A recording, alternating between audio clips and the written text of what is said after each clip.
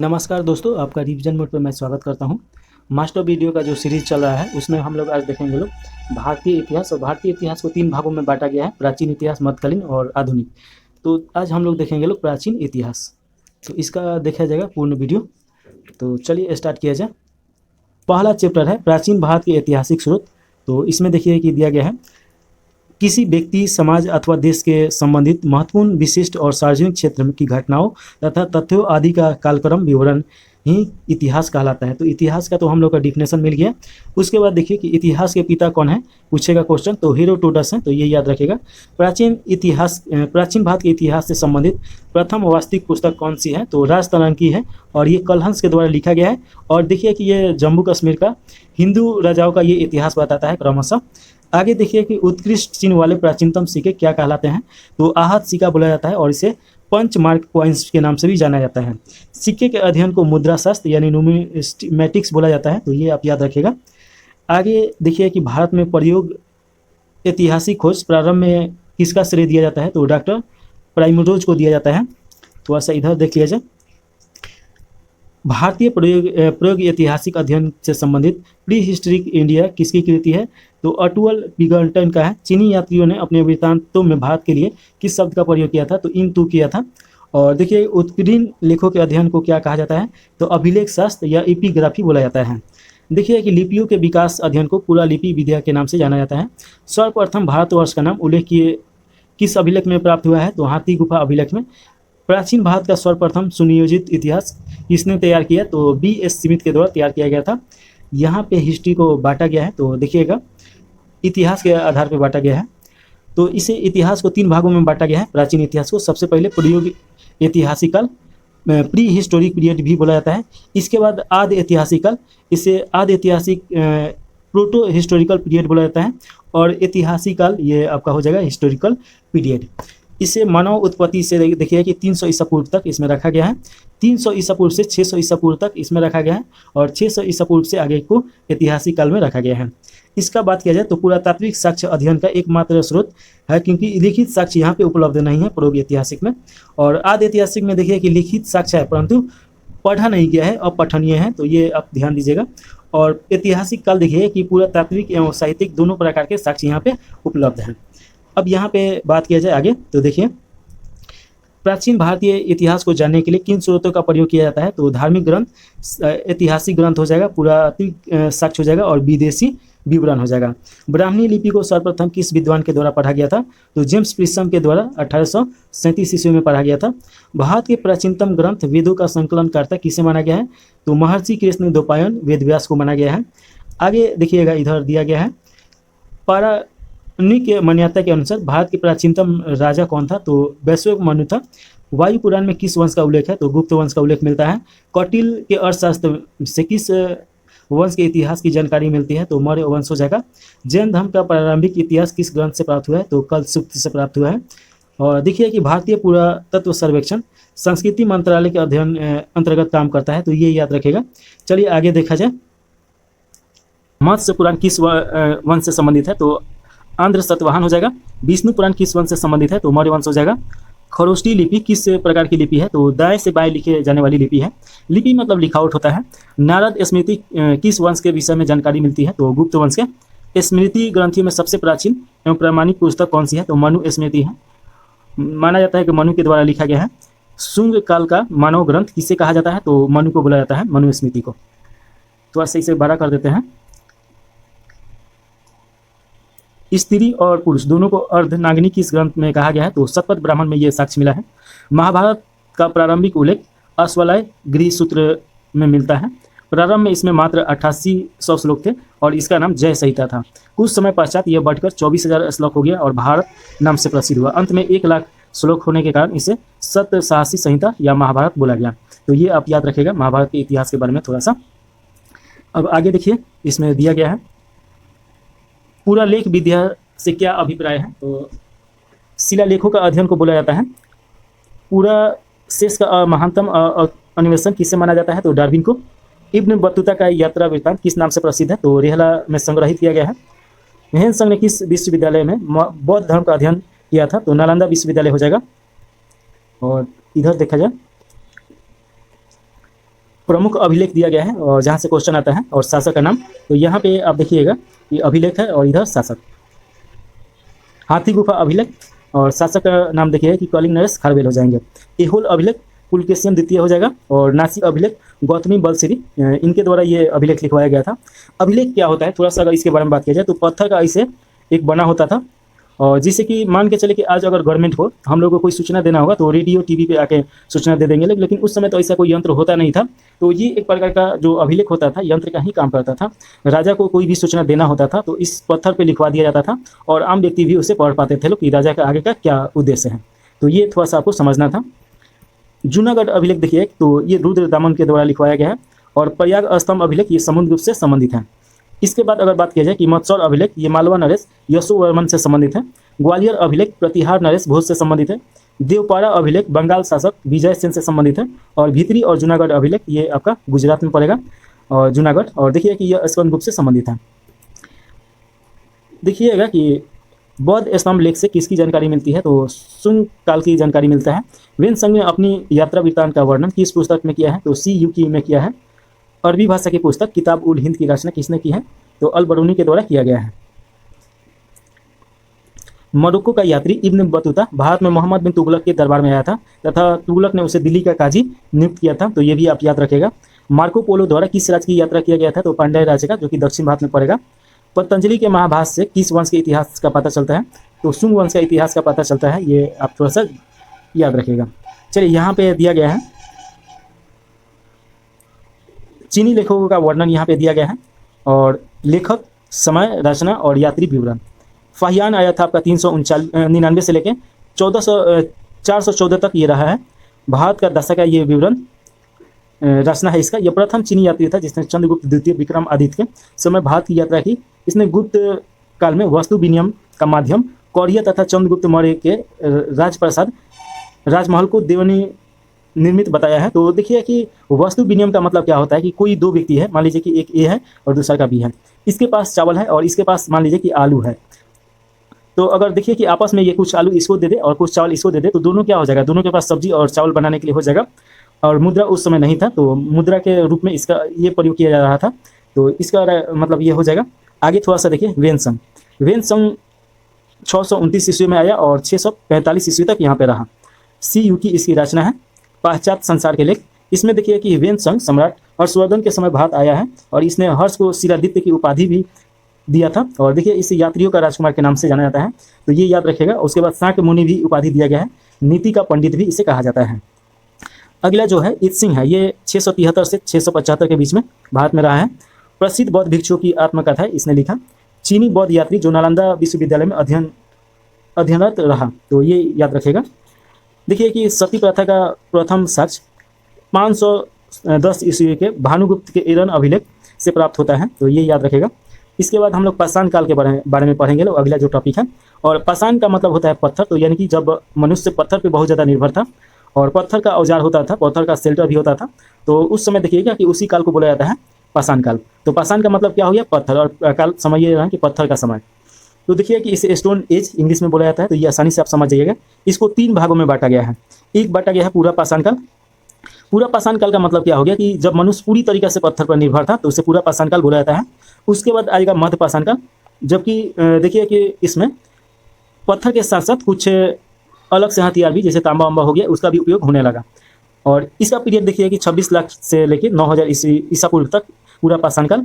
और उसके बाद देखिए कि 9000 से लेकर 4000 ईसा पूर्व तक इसके बीच में पाषाण काल माना जाता है, यानी मध्य पाषाण काल। और नव पाषाण काल का एज देखिएगा कि यहाँ पे लोहा खोज होने के कारण बहुत सारा परिवर्तन आता है। ये 4000 ईस्वी से लेकर 2500 ईसा पूर्व के आसपास में है। 4000 ईसा पूर्व का बात हो रहा है। निम्न पूरा पाषाण काल का बात किया जाए तो 26 लाख से आपका कितना हो जाएगा, 50,000 ईसा पूर्व के बीच में। पूरा पाषाण काल को 3 भागों में बांटा गया है। उसके बाद मध्य पूरा पाषाण काल का देखिए 50,000 से लेकर 40,000 ईसा पूर्व, और उच्च पूरा पाषाण काल का बात किया जाए तो 40,000 ईसा से लेकर 9,000 ईसा पूर्व हो जाएगा। तो ये थोड़ा सा डिवीजन आप एक पैराग्राफ बना के और बार बार लिख दीजिएगा 1-2 बार, तो याद हो जाएगा। चलिए आगे देखिए।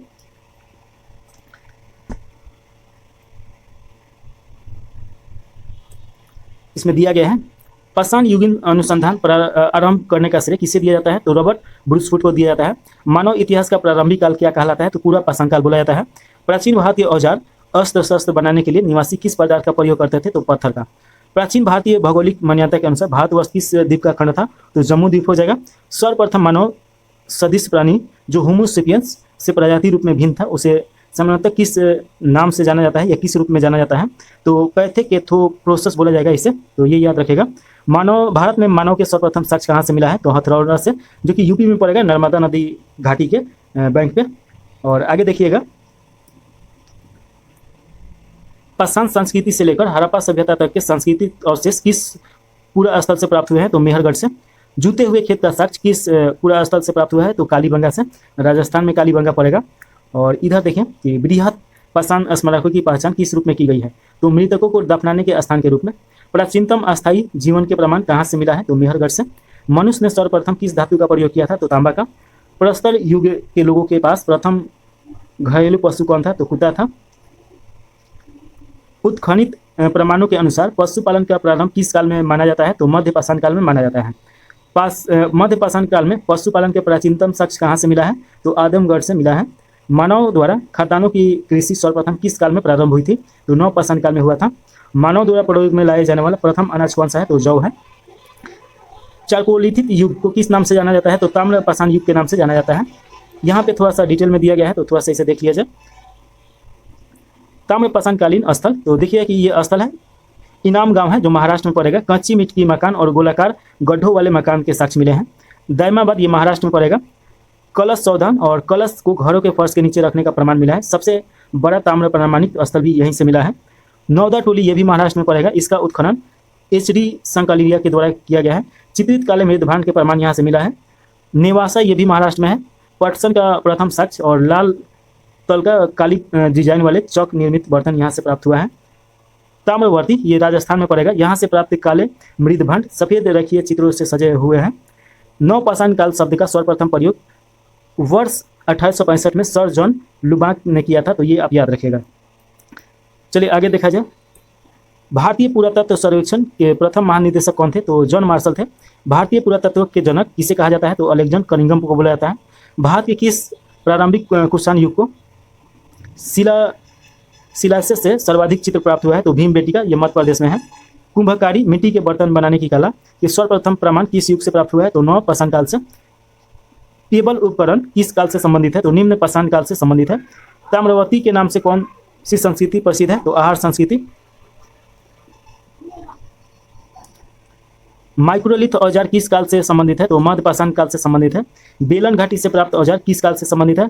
तो निम्न पूरा पाषाण काल हो जाएगा। मानव की आखेटक और खाद्य संग्रह की अवस्था किस काल से जुड़ी हुई है? तो पूरा पाषाण काल से जुड़ा हुआ है।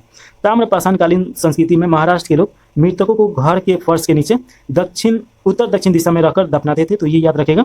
भारत के दो सर्वाधिक प्राचीन ज्ञात मध्य पाषाण स्थल कौन सा है? तो एक महदाया हो जाएगा, एक शहर नाय हो जाएगा।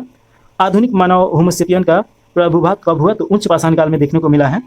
और बात किया जाए आगे, क्वांटिजाइट पत्थर के स्थान जेप्सर चट आदि के पत्थर सर्वप्रथम कब प्राप्त हुए? तो मध्य पूरा पाषाण काल में। अग्नि का उपयोग करना मानव सबसे पहले कब सीखा? तो नव पाषाण काल में सीखा। और भारत में जीवाश्म का एकमात्र प्रमाण कहाँ से मिलता है? तो देखिए कि शिवालिक पहाड़ी से मिलता है। भारतीय उपमहाद्वीप में कृषि के प्राचीनतम साक्ष्य किस स्थल से प्राप्त होता है? तो मेहरगढ़ हो जाएगा। कपास के प्राचीनतम साक्ष्य कहाँ से मिले हुए हैं? तो मेहरगढ़ से, ये आप याद रखेगा। चलिए इधर देखिए, हड्डी से निर्मित उपकरण भारतीय पुरातत्व स्थल कहाँ से प्राप्त हुआ है? तो सराय नहर राय से प्राप्त हुआ है। गैरिक मृदभांड पात्र का नामकरण कहाँ से हुआ है? तो हस्तिनापुर हो जाएगा। सिंधु घाटी सभ्यता के मुख्य स्थल मोहनजोदारो, चंदूदरो और सुतगोड़ता, हड़प्पा तथा कोटजीदी वर्तमान में पाकिस्तान में पड़ेगा। यहाँ पे देखिए नव पाषाणकालीन स्थल दिया गया है। ये स्थल हो जाएगा, ये राज हो जाएगा। बुरझम ये आपका कश्मीर में पड़ेगा। कब्रों में माली के साथ कुत्ते दफनाने के साक्ष्य प्राप्त हुआ है। गुफा कराल देखिए ये कश्मीर में है। कृषि और पशुपालन के साक्ष्य हड्डी से निर्मित औजार, धूसर मृत भांडों का प्रमाण, सिलबट्टा व हड्डी से निर्मित सुई के साक्ष्य प्राप्त हुआ है। मेहरगढ़ ये भी पाकिस्तान में है। गेहूं की 3 व जौ की 2 किस्मों की खेती के प्रमाण मिला है। कच्ची ईंटों के आयताकार मकान और प्राचीनतम अस्थायी जीवन के साक्ष्य यहाँ से प्राप्त हुआ है। महदाया देखिए कि ये उत्तर प्रदेश में है। गोलाकार झोपड़िया के प्रमाण, धान के अलावा जौ की खेती और पशु बड़ा के साक्ष्य भी मिला है। कुलडीहा उत्तर प्रदेश में धान की खेती के प्रमाण प्राप्त हुए हैं, जो धान की खेती का भारत में ही नहीं बल्कि पूरे विश्व में सबसे प्राचीन साक्ष्य माना जाता है। संगलन कल्लू जो कर्नाटक में है। राख के टीले प्राप्त हुए हैं जो बेलारी जिले में अवस्थित है। इकली हिल कर्नाटक, राख के ढेर व निवास स्थल के साक्ष्य प्राप्त हुए हैं। आगे देखिएगा कि चुपानी भांडो उत्तर प्रदेश में है। मधुमक्खी के छत्ते जैसी झोपड़ी, ज्यामितीय आकार के सूक्ष्म पाषाण और हस्त निर्मित मेजबान के साक्ष्य यहाँ से मिला है। सारू तालु ये असम में है। गुवाहाटी के समीप उत्खनन से आदिम कुल्हाड़ी व चित्रित मेजबान प्राप्त हुआ है। चिरांद देखिएगा ये बिहार में पड़ेगा, छपरा जिला में। हड्डी के उपकरण प्राप्त हुए हैं जो प्राय हिरणों के सिंग से निर्मित थे। द ओरजी ये देखिए कि असम है। कृषि पशुपालन के साक्ष्य प्राप्त हुआ है यहाँ से। नवदा टोली नामक ताम्रपाषाण स्थल का उत्खनन एस.डी. संकलिया ने किया था और नवदा टोली वर्तमान में मध्य प्रदेश में पड़ेगा। अगला जो हम लोग का टॉपिक है हड़प्पा सभ्यता है। तो चलिए देखिए, हड़प्पा सभ्यता का सर्वाधिक मान्यता प्राप्त काल कौन सा है? तो 2500 ईसा से लेके ईसा पूर्व 1750 ईसा पूर्व तक के ये माना जाता है सभ्यता। और हड़प्पा सभ्यता पूरा स्थल किस सभ्यता से संबंधित है? तो सिंधु घाटी सभ्यता हो जाएगा। सिंधु घाटी सभ्यता इसे क्यों बोला जाता है? सिंधु नदी के तट के और उसका जो ब्रांच है नदी, उसी के आसपास में ये सभ्यता फैला हुआ था। हड़प्पा सभ्यता की लिपि किस प्रकार की है? तो भाव चित्रात्मक है, तो ये आप याद रखिएगा। हड़प्पा सभ्यता की जानकारी का प्रमुख स्रोत क्या है? तो पूरा तात्विक खुदाई है। मोहनजोदारो का शाब्दिक अर्थ क्या होता है? तो मृतकों का टीला होता है। सिंधु सभ्यता किससे संबंधित है? तो आदि ऐतिहासिक युग, यानी कि इस समय तो उस समय का व्यक्ति लिखता था लोग, पढ़ता था लोग, लेकिन हम लोग उन लोगों का लिखावट नहीं पढ़ पाए हैं लोग। मूर्ति पूजा का प्रारंभ कब से माना जाता है? तो पूर्व आर्य काल से माना जाता है। मूर्ति पूजा यहाँ पे भी देखने को मिलता था, लेकिन अच्छी तरीक़ा से नहीं मिला है। सिंधु वासियों ने पहली बार तांबे में 3 का मिलाकर कांसा तैयार किया था, तो ये याद रखेगा, इसलिए इसे कांस्य युगीन सभ्यता भी कहा जाता है। हड़प्पा की समकालीन सभ्यता रंगपुर कहाँ स्थित है? तो ये सौराष्ट्र में हो जाएगा। और सौराष्ट्र कहाँ पे है? तो ये आपका गुजरात में है। हड़प्पा संस्कृति की वह कौन सी स्थल है जहाँ दुर्ग तथा निचला नगर अलग अलग प्राचीरों से घिरा हुआ है? तो कालीबंगा हो जाएगा, जो राजस्थान में है। मोहनजोदारो एवं हड़प्पा सभ्यता की पुरातात्विक खुदाई किसके द्वारा की गई? तो सर जॉन मार्शल के द्वारा किया गया। हड़प्पा कालीन स्थलों में अब तक किस धातु की प्राप्ति हुई है? तो प्राप्ति नहीं हुई है, तो लोहा हो जाएगा। सिंधु घाटी के लोग किसकी पूजा करते थे? तो मातृ देवी के।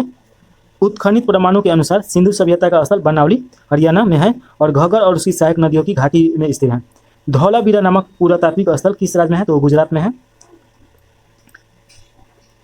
हड़प्पा संस्कृति के संदर्भ में शैलकृत स्थापत्य के प्रमाण कहाँ से प्राप्त हुए हैं? तो धौलावीरी हो जाएगा, गुजरात। और देखिए आगे, हड़प्पा कालीन मोहरों का सर्वाधिक प्रचलित आकार कैसा है? तो वर्गाकार है। हड़प्पा संस्कृति की मोहरों पर घोड़े का आकलन नहीं हुआ है। आधुनिक देवनागिरी लिपि का प्राचीनतम रूप क्या है? तो ब्रह्म लिपि हो जाएगा। विश्व में सबसे पहले कपास की खेती कहाँ देखने को मिलता है? तो हड़प्पा सभ्यता में, यानी कि भारत में मिलेगा देखने को। और बात किया जाए आगे, तो सिंधु सभ्यता की समकालीन मिस्र की सभ्यता नील नदी के तट पर विकसित हुई। सिंधु घाटी सभ्यता से संबंधित ऋषभ मुद्रा किस पुरातात्विक स्थल से प्राप्त हुई थी? तो मोहनजोदड़ो हो जाएगा। और आगे देखिए कि मृग पट्टिका पर उत्कृत सिंह युक्त देवता की मोहरों कहाँ से प्राप्त हुई है? तो कालीबंगा से। लेखन कला की प्रणाली विकसित करने वाली प्रथम प्राचीन सभ्यता सुमेरियन सभ्यता थी। सिंधु घाटी सभ्यता गैर आर्य सभ्यता थी क्योंकि यह नगरीय सभ्यता थी, जबकि आर्य मुक्त कृषि पर आधारित था। सिंधु घाटी सभ्यता को आर्यों से पूर्व की सभ्यता रखे जाने वाले महत्वपूर्ण कारक क्या है? तो मृदभंड है। और देखिए कि भारत में किस प्रकार के मृदभंड द्वितीय नगरीकरण के प्रारंभिक ये प्रतीक है? तो उत्तरकाले पलिष्कृत मृदभंड हो जाएगा। देखिए कि भारत में चांदी की उपलब्धता के प्राचीन साक्ष्य मिलते हैं हड़प्पा स्थल से। हड़प्पा काल की मुद्राओं के निर्माण में मुख्यतः किस पदार्थ का उपयोग किया जाता था? तो सेल खड़ी हो जाएगा, जो कि एक पत्थर का ही भाग है। आगे देखिए कि हड़प्पा काल का ये चौहदी बताया गया है। तो देखिए कि उत्तर में आपका मांडा हो जाएगा, जो जम्मू कश्मीर में पड़ेगा। और उत्तर के बाद दक्षिण में देखिएगा दायमाबाद, ये महाराष्ट्र में। और पूरब में देखिएगा कि आपका आलमगीरपुर पूरब में हो जाएगा, उत्तर प्रदेश में ये पड़ेगा। और सुतका गेडोर देखिएगा कि ये बलूचिस्तान में है, जो पाकिस्तान में पड़ेगा। तो ये इसका चौहदी है, ये याद रखिएगा। लोथल को लघु हड़प्पा या लघु मोहनजोदड़ो भी कहा जाता है। लोथल देखिए उस समय का गोदीबारा है, यानी कि बंदरगाह। इसके पूर्वी भाग एक गोदीबारा का साक्ष्य मिला है, तो ये आप याद रख सकते हैं। यहाँ पे देखिए हड़प्पा स्थल और महत्वपूर्ण तथ्य यहाँ पे दिया गया है, तो एक नज़र इसे देखा जाए। स्थल, उत्खननकर्ता, वर्ष और नदी। हड़प्पा मुंटगिरी जिला, ये आपका पाकिस्तान में पड़ेगा। इसके उत्खननकर्ता हैं राय बहादुर दयाराम साहनी और व्हीलर माधव स्वरूप। 1921 में इसे उत्खनन किया गया था और ये रावी नदी के तट पे है। यहाँ से देखिए कि अन्न भंडार, कांसे से निर्मित खिलौनाकारी और पारदर्शी वस्त्र पहने हुए एक मूर्ति, गरुड़ चित्र मुद्रा और मछुआरे का चित्र, शंख, बैल और कांस का दर्पण मिला है। मोहनजोदड़ो ये लड़काना जिला में है और ये भी पाकिस्तान में है। राखल दास बनर्जी के द्वारा उत्खनन किया गया था 1922 ईस्वी। सिंधु नदी पे है। विशाल स्नानघर, पुरोहित का आवास, महाविद्यालय और 16 मकानों का बैरक, कांस निर्मित नग्न महिला की मूर्ति, दाढ़ी वाले पुजारी की मूर्ति, चमकते हुए बंदर का चित्र और एक सिरेंगी पशुओं वाली मुद्राएं प्राप्त हुई हैं। लोथल ये आपका अहमदाबाद जिला में पड़ेगा, गुजरात में, ये उसका गोदीबारा है और रंगनाथ राव के द्वारा ये उत्खनन किया गया था 1955 से 62 के बीच में। भोगवा नदी के तट पे है। गोदीबारा वृत्ताकार तथा चौकोर अग्नि वेदिका यहाँ मिला है। हाथी दांत मिला है। चावल व बाजरे पर दो मुँहे राक्षस का अंकन मिला है और फारस की मुहर मिला है। घोड़े की मूर्तियाँ, 3 युगीन समाधियाँ प्राप्त हुआ है। चालक लोमड़ी का चिन्ह भी यहाँ से मिला है। चन्हू दरो देखिए कि ये सिंध में पड़ेगा, ये भी पाकिस्तान में है। अर्नेस्ट और मैक और एन जी मजुमदार के द्वारा ये उत्खनन किया गया 1931 ईस्वी में। ये सिंधु नदी के तट पे है। मनके बनाने का कारखाना, बिल्ली का पीछा करते हुए कुत्ते का साक्ष्य, लिपस्टिक, कांच से गाड़ी, वर्गाकार ईंट, कंघा, 3 घड़ियालों, 2 मछलियों के अंकन वाली मुद्रा, काजल पाउडर, ये सब प्राप्त हुआ है। कालीबंगा ये हनुमानगढ़ जिला में है, राजस्थान में। अमला घोष और ब्रजवासी लाल और पीके थापर के द्वारा ये खोजा गया है, यानी कि उत्खनन किया गया है।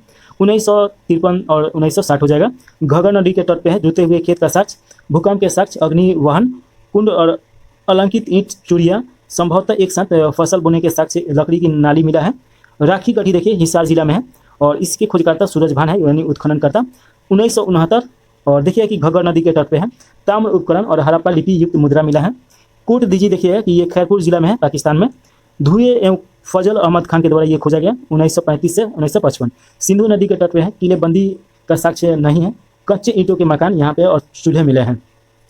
बनावली देखिएगा कि ये हिसार जिला में है और हरियाणा में पड़ेगा। RN बिस्ट इसके खोजकर्ता हैं और देखिए 1973 में खोजा गया था।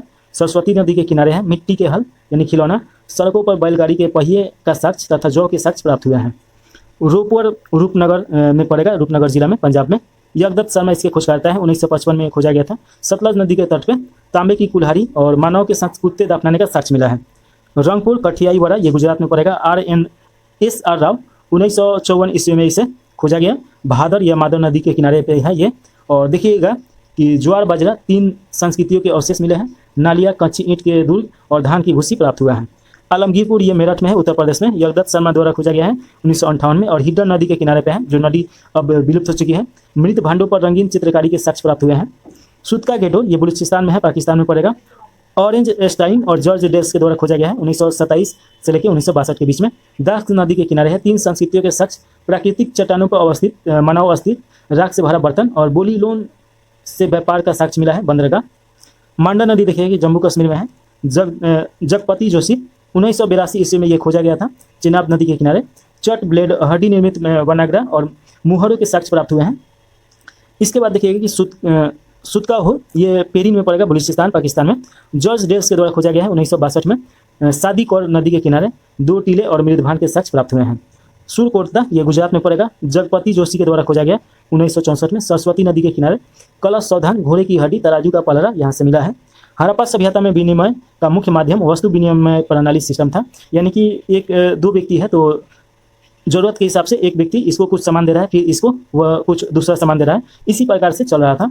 हालांकि वहाँ पे देखिए कि व्यापार के लिए आपका मुद्रा भी देखने को मिलता है। इसके बाद जो अगला टॉपिक है वैदिक काल है, तो इसे देखा जाए। देखिए कि वेद का शाब्दिक अर्थ क्या होता है, तो ज्ञान होता है। सर्वाधिक वेद कौन सा है, सर्वाधिक प्राचीन वेद कौन सा है, तो ऋग्वेद हो जाएगा।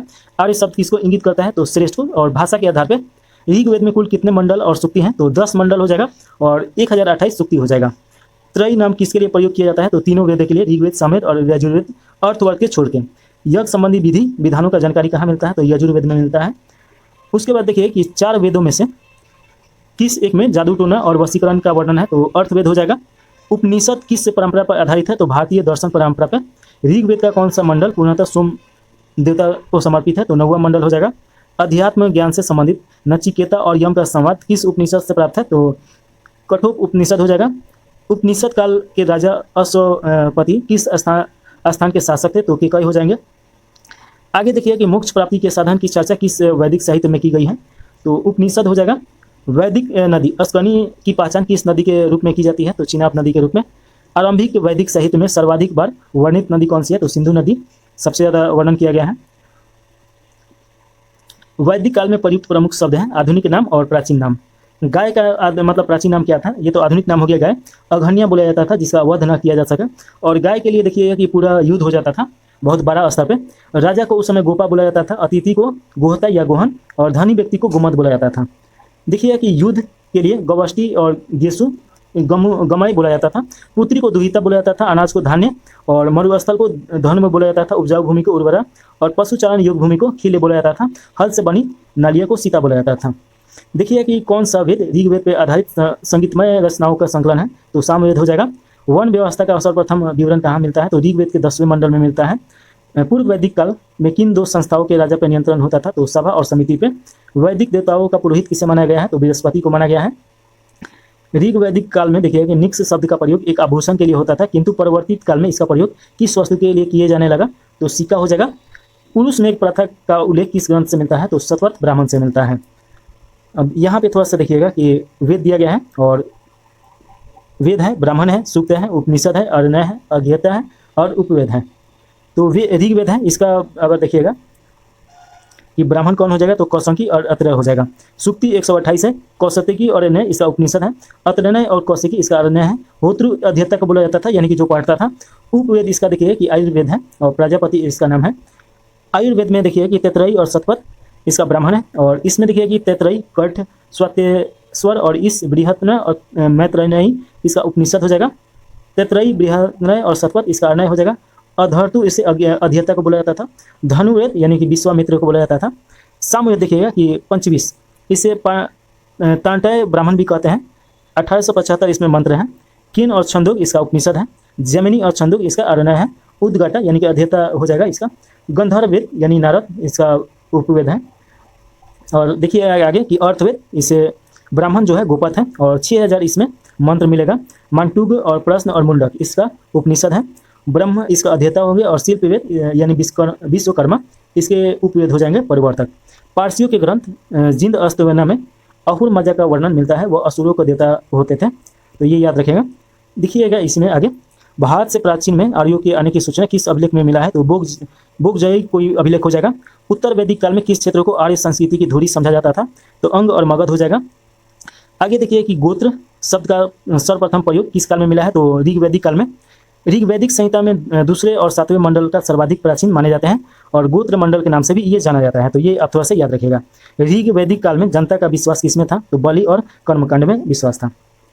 देखिए कि प्रसिद्ध दशराजी युद्ध किस नदी के तट पर लड़ा गया था, तो पारुनी नदी, रावी नदी हो जाएगा। दशराजी युद्ध का वर्णन ऋग्वेद के 7वें मंडल में मिलता है। आर्यों के जीवो उपार्जन का मुख्य स्रोत क्या था, तो पशुपालन एवं कृषि था। ऋग्वेद में उल्लेखित यौ शब्द किस कृषि उत्पादक के लिए प्रयुक्त किया जाता था, तो जौ हो जाएगा। और वैदिक युग में प्राचीनतम लोकप्रिय प्रशासन प्रणाली क्या था, तो वंशनागत राजतंत्र प्रणाली हो जाएगा। आयुर्वेद या अर्थात जीवन का विज्ञान का उल्लेख सर्वप्रथम किस वेद में मिलता है, तो अर्थवेद में मिलता है। अर्थवेद में सभा और समिति को प्रजापति की 2 कृतियां कहा गया है, तो ये याद रखेगा। गायत्री मंत्र का उल्लेख किस ग्रंथ में मिलता है, तो ऋग्वेद के 3रे मंडल में। ऋग्वेद में किसको युद्ध का देवता माना गया है, तो इंद्र को। इससे पुरंदर के नाम से भी जानते हैं इंद्र को। पूर्व वैदिक आर्यों का सर्वाधिक लोकप्रिय देवता इंद्र है। गायत्री मंत्र की रचना किसने की थी, तो विश्वामित्र के द्वारा किया गया था। श्री भगवत गीता मूल रूप से किस भाषा में थी, तो संस्कृत में। सत्यमेव जयते शब्द कहाँ से लिया गया है, मुंडुक उपनिषद से लिया गया है। इधर देखिए कुछ प्राचीन नदियां हैं और उसका आधुनिक नाम है यहाँ पे, तो ये प्राचीन नाम हो गया और ये आधुनिक नाम हो गया। बिस्ता नदी को झेलम नदी के नाम से जाना जाता है। विपाशा का व्यास हो जाएगा। द्रुसती देखिएगा कि घगर नदी या चौगंत नदी हो जाएगा। कुंभ पूरम नदी हो जाएगा। कुंभा काबुल हो जाएगा जो कि अफगानिस्तान में है, और ये पाकिस्तान में होगा। सदानीरा गंडक नदी हो जाएगा। अस्कनी को चेनाब बोला जाता है अभी। और सदुत्री देखिए सतलज नदी, और गोमल को गोमती। सिंधु को सिंध बोला जाता है सिंध, और उस समय सिंधु बोला जाता था। सरस्वती को घगर नदी नाम दिया गया है, और सुपोमा को सोहन नदी, और सुवास्तु को स्वात नदी के नाम दिया गया है। ऋग्वेद में मूल लिपि क्या थी, तो ब्राह्मणी लिपि थी, तो ये याद रखेगा। जीविकोपार्जन हेतु वेद वेदांग पढ़ने वाले अध्यापक को क्या बोला जाता था, तो उपाध्याय बोला जाता था। ये अभी भी शब्द प्रचलन में है। राजा की उत्पत्ति का सिद्धांत किस ब्राह्मण ग्रंथ में मिलता है, तो अतनन ब्राह्मण में मिलता है। सूर्य के सूत्र किस विषय से संबंधित है, ज्यामिति। अस्तु मा सदगम वाक्य कहाँ से मिलता है, तो बृहत्तन उपनिषद से मिलता है। और आगे देखिएगा कि चरक संहिता नामक पुस्तक किस विषय से संबंधित है, तो चिकित्सा से ये संबंधित है। और देखिए चरक संहिता चरक के द्वारा ही लिखा गया है। याज्ञवल्क्य गार्गी समाज का उल्लेख कहाँ मिलता है, तो बृहदारण्यकोपनिषद में मिलता है। वैदिक काल में लंबे समय तक अविवाहित रहने वाली कन्या को अमाजु बोला जाता था। वैदिक काल में द्विज श्रेणी में कौन शामिल होते थे, तो ब्राह्मण, क्षत्रिय और वैश्य, इसे द्विज बोला जाता था। इसमें 4 वर्णों में देखिएगा कि ब्राह्मण, क्षत्रिय, वैश्य और शूद्र होता है, तो शूद्र को छोड़ दिया जाए तो द्विज बोला जाता था, और शूद्र को इन तीनों वर्गों का सेवक बोला जाता है। ऋग्वेद में सरस्वती नदी को सर्वाधिक पवित्र बताया गया है और इसे नदीतमा व नदियों की माता की संज्ञा दी गई है। इसके आगे हम लोग देखेंगे जैन धर्म। तो अगला जो हम लोग का टॉपिक है जैन धर्म है। देखिएगा कि जैन धर्म के संस्थापक कौन थे, तो ऋषभदेव थे और इन्हें आदिनाथ के नाम से भी जाने जाते हैं, तो ये याद रखेगा। और देखिए कि तीर्थंकर शब्द किससे संबंधित है, तो ये आपसे पूछा जाए तो इसका राइट आंसर हो जाएगा जैन धर्म हो जाएगा। अनेकांतवाद किस धर्म का मूल सिद्धांत या दर्शन है, तो जैन धर्म का है। जैन धर्म में देखिए कि कर्म परमाणुओं के पूर्ण विनाश को सूचित करने वाली आस्था को क्या कहा जाता है, तो निर्जरा बोला जाता है। जैन धर्म में संवर का क्या अभिप्राय है, तो जीव की ओर नए कर्म का प्रवाह रुक जाना, उसे संवर बोला जाता है। चलिए आगे देखिए, आगे दिया गया है गंग वंश के राजा राजमल चतुर्थ के मंत्री और सेनापति चामुंडालाय ने 974 ईस्वी में श्रवण बेलगोला के पास एक जीन मूर्ति का निर्माण करवाए थे और ये बाहुबली का था। इनका नाम गोमतेश्वर था की मूर्ति कहलाती है। यहाँ पे प्रत्येक 12 वर्ष के अंतराल के बाद महामस्तिक का अभिषेक कराया जाता है, तो ये बहुत इंपॉर्टेंट है, याद रखिएगा। और ये कर्नाटक में होगा श्रवण बेलगोला, तो ये भी क्वेश्चन पूछ सकता है। त्रिरत्न का सिद्धांत जिसमें सम्यक दर्शन, सम्यक आचरण, सम्यक ज्ञान किस धर्म से संबंधित है, तो जैन धर्म हो जाएगा। देखिए कि आजीवक संप्रदाय का संस्थापक कौन थे, तो मखली गोसाल थे। अनुव्रत सिद्धांत किस धर्म से संबंधित है, तो जैन धर्म से। यापनीय किसका संप्रदाय था, तो जैन धर्म का था। प्रारंभिक जैन साहित्य किस भाषा में लिखे गए थे, तो अर्धमगही में लिखा गया था। और वहीं पे बौद्ध ग्रंथ देखिएगा तो प्राकृतिक में लिखा गया था। अच्छा सॉरी, ये प्राकृतिक को ही अर्धमगही बोला जाता है, तो ये याद रखेगा। पार्श्वनाथ से संबंध होने के कारण कौन सा स्थल जैन सिद्ध क्षेत्र माना जाता है, तो समेत शिखर हो जाएगा, ये झारखंड में है। आगे देखिए कि जैन संप्रदाय में प्रथम विभाजन के पश्चात निर्मित स्वयंवर संप्रदाय के संस्थापक कौन है, तो स्थूलभद्र हैं। किस जैन संगति में अंतिम रूप से स्वयंवर आगम का संपादन हुआ, तो प्रथम जैन संगति पाटलिपुत्र में हुआ था उसमें। और जैन संगति यहाँ पे दिया गया है, तो इसे एक बार देख लिया जाए। तो देखिए कि प्रथम जैन संगति 300 ईस्वी में हुआ और स्थान पाटलिपुत्र, अध्यक्ष इसके स्थूलभद्र थे। द्वितीय संगति देखिए कि 512 ईस्वी में वल्भी में हुआ, ये गुजरात में पड़ेगा। क्षमाश्रव इसके अध्यक्ष थे, तो ये आप जरूर याद रखेगा। अब थोड़ा सा इनके बारे में देख लिया जाए। जैन तीर्थकों के क्रम में अंतिम कौन थे, तो महावीर स्वामी थे, तो इनके बारे में महावीर स्वामी के बारे में देखना है। इनका जन्म 540 ईसा पूर्व में हुआ था। जन्म स्थान जो है ये वैशाली के कुंडल ग्राम के निकट बिहार में है। इनके पिता का नाम सिद्धार्थ था और वजी संघ के कुंडल ग्राम के ज्ञातुक क्षत्रिय कुल से ये संबंधित है, तो ये याद रखना है, ज्ञातुक क्षत्रिय कुल। माता का नाम त्रिशला था और लिच्छवी शासक चेटक की बहन थी। बचपन का नाम इनका वर्धमान था। पत्नी का नाम यशोदा था। ये कुंडल गोत्र के राजा सम्रवर्ती की कन्या थी। पुत्री इनकी जो थी ये प्रियदर्शना थी, अनुजा के नाम से भी जानी जाती हैं। प्रमुख उपाधि का अगर बात किया जाए तो केवलिन, जब केवल सर्वोच्च ज्ञान प्राप्ति हो गया तो इन्हें केवलिन बोलने जाने लगा। जीन मतलब विजेता होता है और निग्रंथ यानी बंधन रहित, अरिहंत पूजनीय हो जाएगा। देखिए कि निर्वाण प्राप्ति इनको पावापुरी राजगिरी में हुआ। 72 वर्ष की आयु में हो गया 468 ईसा पूर्व में। और सस्तीपाल के यहाँ ये हुआ था। ये मल्ल गणराज के प्रधान का शासित क्षेत्र था। सियादवाद देखिएगा कि सियादवाद सिद्धांत किससे संबंधित है, तो जैन धर्म से संबंधित है। उत्तर प्रदेश स्थित कौन सा स्थल बौद्ध और जैन धर्म का दोनों के लिए प्रसिद्ध तीर्थ स्थल है, तो कौशाम्बी हो जाएगा। आगे देखेंगे कि 16 महाजनपदों का उल्लेख जैन धर्म में मिलता है, भगवती सूत्र में मिलता है। बराबर की गुफाएं का निर्माण किस लिए किया जाता था, तो आजीविकों के आवास के लिए। पार्श्वनाथ द्वारा प्रतिपादित 4 महावर्त कौन थे, और 5वां महावर्त देखिए, 4 महावर्त वो जुड़े थे और 5वां महावर्त ब्रह्मचर्य ये इनके द्वारा जुड़ा गया। देखिए कि महावीर के द्वारा। इसमें देखिए कि महावीर स्वामी अहिंसा, सत्य, अस्तेय, अपिग्रह एवं ब्रह्मचर्य 5वां ये जोड़ते हैं महावर्त। जैन ग्रंथ कल्पसूत्र के रचनाकार कौन है, तो भद्रबाहु। जैन मूर्ति पूजा का प्राचीनतम प्रमाणित अभिलेख कहाँ मिला है, तो हाथी गुफा अभिलेख में मिला है। देखिएगा कि जैन संप्रदाय में विभाजन के पश्चात स्थूलभद्र के अनुयायी स्वयंवर, जबकि भद्रबाहु के अनुयायी दिगंबर कहलाए हैं। बौद्ध धर्म अगला चैप्टर है, तो चलिए इसे देखा जाए। महात्मा बुद्ध की शिक्षा है सर्वप्रथम किस रूप में संकलित की गई है, तो इनका शिक्षा जो है त्रिपिटक के रूप में संकलित है। महाभिनिष्क्रमण से क्या तात्पर्य है, तो बुद्ध के गृह त्याग के घटना से है। बुद्ध को ईश्वर के रूप में पूजने वाला बौद्ध संप्रदाय कौन है, तो महायान है। देखिए कि किस बौद्ध संगति में बौद्ध संघ स्थारीवादी तथा महासंघिक जैसे 2 भागों में विभाजित हुआ, तो द्वितीय बौद्ध संगति हो जाएगा। बौद्ध मत के उपसंपदा पद से क्या तात्पर्य है, तो बौद्ध भिक्षु के धर्म परिवर्तन की अंतिम अवस्था ये होता है। बुद्ध किसके राज्यकाल में वैशाली आए थे, तो उदयन के काल में आए थे। बौद्ध धर्म में शून्यवाद और विज्ञानवाद जैसे दार्शनिक पद्धतियों का उदय हुआ। इसका प्रभाव शंकराचार्य के दर्शन पर भी पड़ा और इसी कारण इसे प्रच्छन्न बुद्ध के उपमा भी दी गई शंकराचार्य को। तो ये याद रखिएगा। देखिएगा कि बौद्ध धर्म में 4 आर्य सत्य बताया गया है, जिसमें दुख है और दुख का समुदाय है, यानी कि बहुत ज़्यादा दुख है। दुख निरोध है, यानी कि दुख का कारण भी है और दुख निरोधी मार्ग भी है, उसका दुख से निकलने का रास्ता भी है। बौद्ध की रामायण के नाम से प्रसिद्ध बुद्ध चरित्र के रचनाकार कौन है? तो अश्वघोष हो जाएंगे। अशोक का कौन सा अभिलेख इस परंपरा की पुष्टि करता है कि गौतम बुद्ध का जन्म लुम्बिनी में हुआ था? तो ये आपका हो जाएगा रुम्नी देवी स्तंभ अभिलेख हो जाएगा। बौद्ध धर्म के महायान और हीनयान संप्रदायों में सर्वाधिक मौलिक अंतर कौन सा है? तो देवी देवताओं की पूजा, ये इसका अंतर है। और आगे देखिए कि बुद्ध की सर्वाधिक मूर्तियों का निर्माण गंधार शैली में हुआ है। बुद्ध की प्रथम प्रतिमा मथुरा कला शैली के अंतर्गत बनाई गई थी। भारतीय कला में बुद्ध के जीवन की किस घटना का चित्रण मृग सहित चक्र द्वारा दिखाया गया है? तो प्रथम उपदेश हो जाएगा। बोध गया के महाबोधि मंदिर का संबंध गौतम बुद्ध के जीवन की किस महत्वपूर्ण घटना से है? तो गौतम बुद्ध की ज्ञान प्राप्ति से है। बुद्ध के उपदेश किससे संबंधित है? तो आचरण की शुद्धता और पवित्रता से ये संबंधित है। आगे देखिएगा ये इनके बारे में बताया गया है, इनके निजी जानकारी। जन्म इनका 563 ईस्वी में हुआ था और जन्म स्थान देखिए कि लुम्बिनी वन है, जो कपिल वस्तु वर्तमान में है, और रुमी देई ये नेपाल में पड़ेगा। पिता का नाम सुधोधन था, शाक्य के राज कपिल वस्तु के शासक थे वे। और माता का नाम देखिएगा कि महामाया देवी, जो कोलिय गणराज की थी। बचपन का नाम सिद्धार्थ था और गोत्र इनका गौतम था। पालन पोषण इनकी बीमाता यानी कि मौसी की थी, प्रजापति गौतमी। पत्नी का नाम यशोधरा था और कोलिय गणराज की राजकुमारी थी।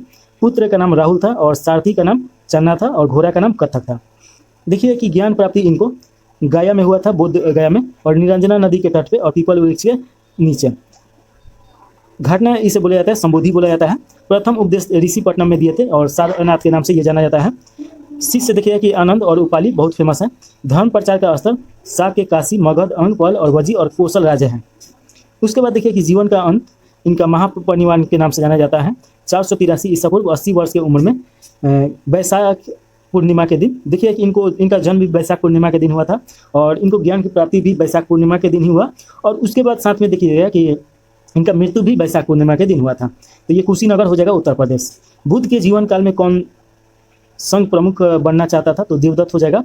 भारत में मूर्ति पूजा की नींव बौद्ध धर्म ने रखी और सर्वप्रथम बुद्ध की प्रतिमा का पूजन किया गया। नालंदा विश्वविद्यालय की स्थापना किस काल में हुआ? तो ये गुप्त काल में हुआ, तो ये याद रखेगा। अष्टांग मार्ग की संकल्पना किससे संबंधित है? तो धर्म चक्र परिवर्तन से संबंधित है। बौद्ध धर्म में भिक्षुणी के रूप में स्त्रियों के प्रवेश की अनुमति बुद्ध कहाँ दी गई थी बुद्ध के द्वारा? तो वैशाली में दिया गया था। और थोड़ा सा इसके बारे में देखिए कि सम्राट अशोक ने अपने पुत्र महेंद्र और पुत्री संघमित्रा को बौद्ध धर्म के प्रचार के लिए श्रीलंका भेजे थे। तो ये आप याद रखेगा। बौद्ध संगति के बारे में थोड़ा सा देख लिया जाए तो 4 बौद्ध संगति हुआ है। देखिए प्रथम बौद्ध संगति 483 ईसा पूर्व जब वो देहांत किए राजगिरी में हुआ और महाकश्यप इसके अध्यक्ष थे। अजात शत्रु उस समय शासक थे। द्वितीय बौद्ध संगति देखिए 383 ईसा पूर्व, 100 वर्ष घटा दीजिए। राजगिरी के बाद वैशाली में हुआ था और इसके अध्यक्ष सबक अमीर हैं और प्रशासन कालाशोक। तृतीय देखिएगा कि 250 ईसा पूर्व, यह पाटलिपुत्र स्थान हो जाएगा। इसके अध्यक्ष मोगलीपुत्र तीसले हैं और शासक अशोक हैं। चतुर्थ 98 ईस्वी में हुआ था कुंडल वन में और वसुमित्र इसके अध्यक्ष हैं, कनिष्क इसके शासक हैं। तो ये थोड़ा सा आप याद रखिएगा। चलिए आगे देखिए, आगे दिया है नागार्जुन किस बौद्ध संप्रदाय के थे? तो ये माध्यमिक संप्रदाय हो जाएगा।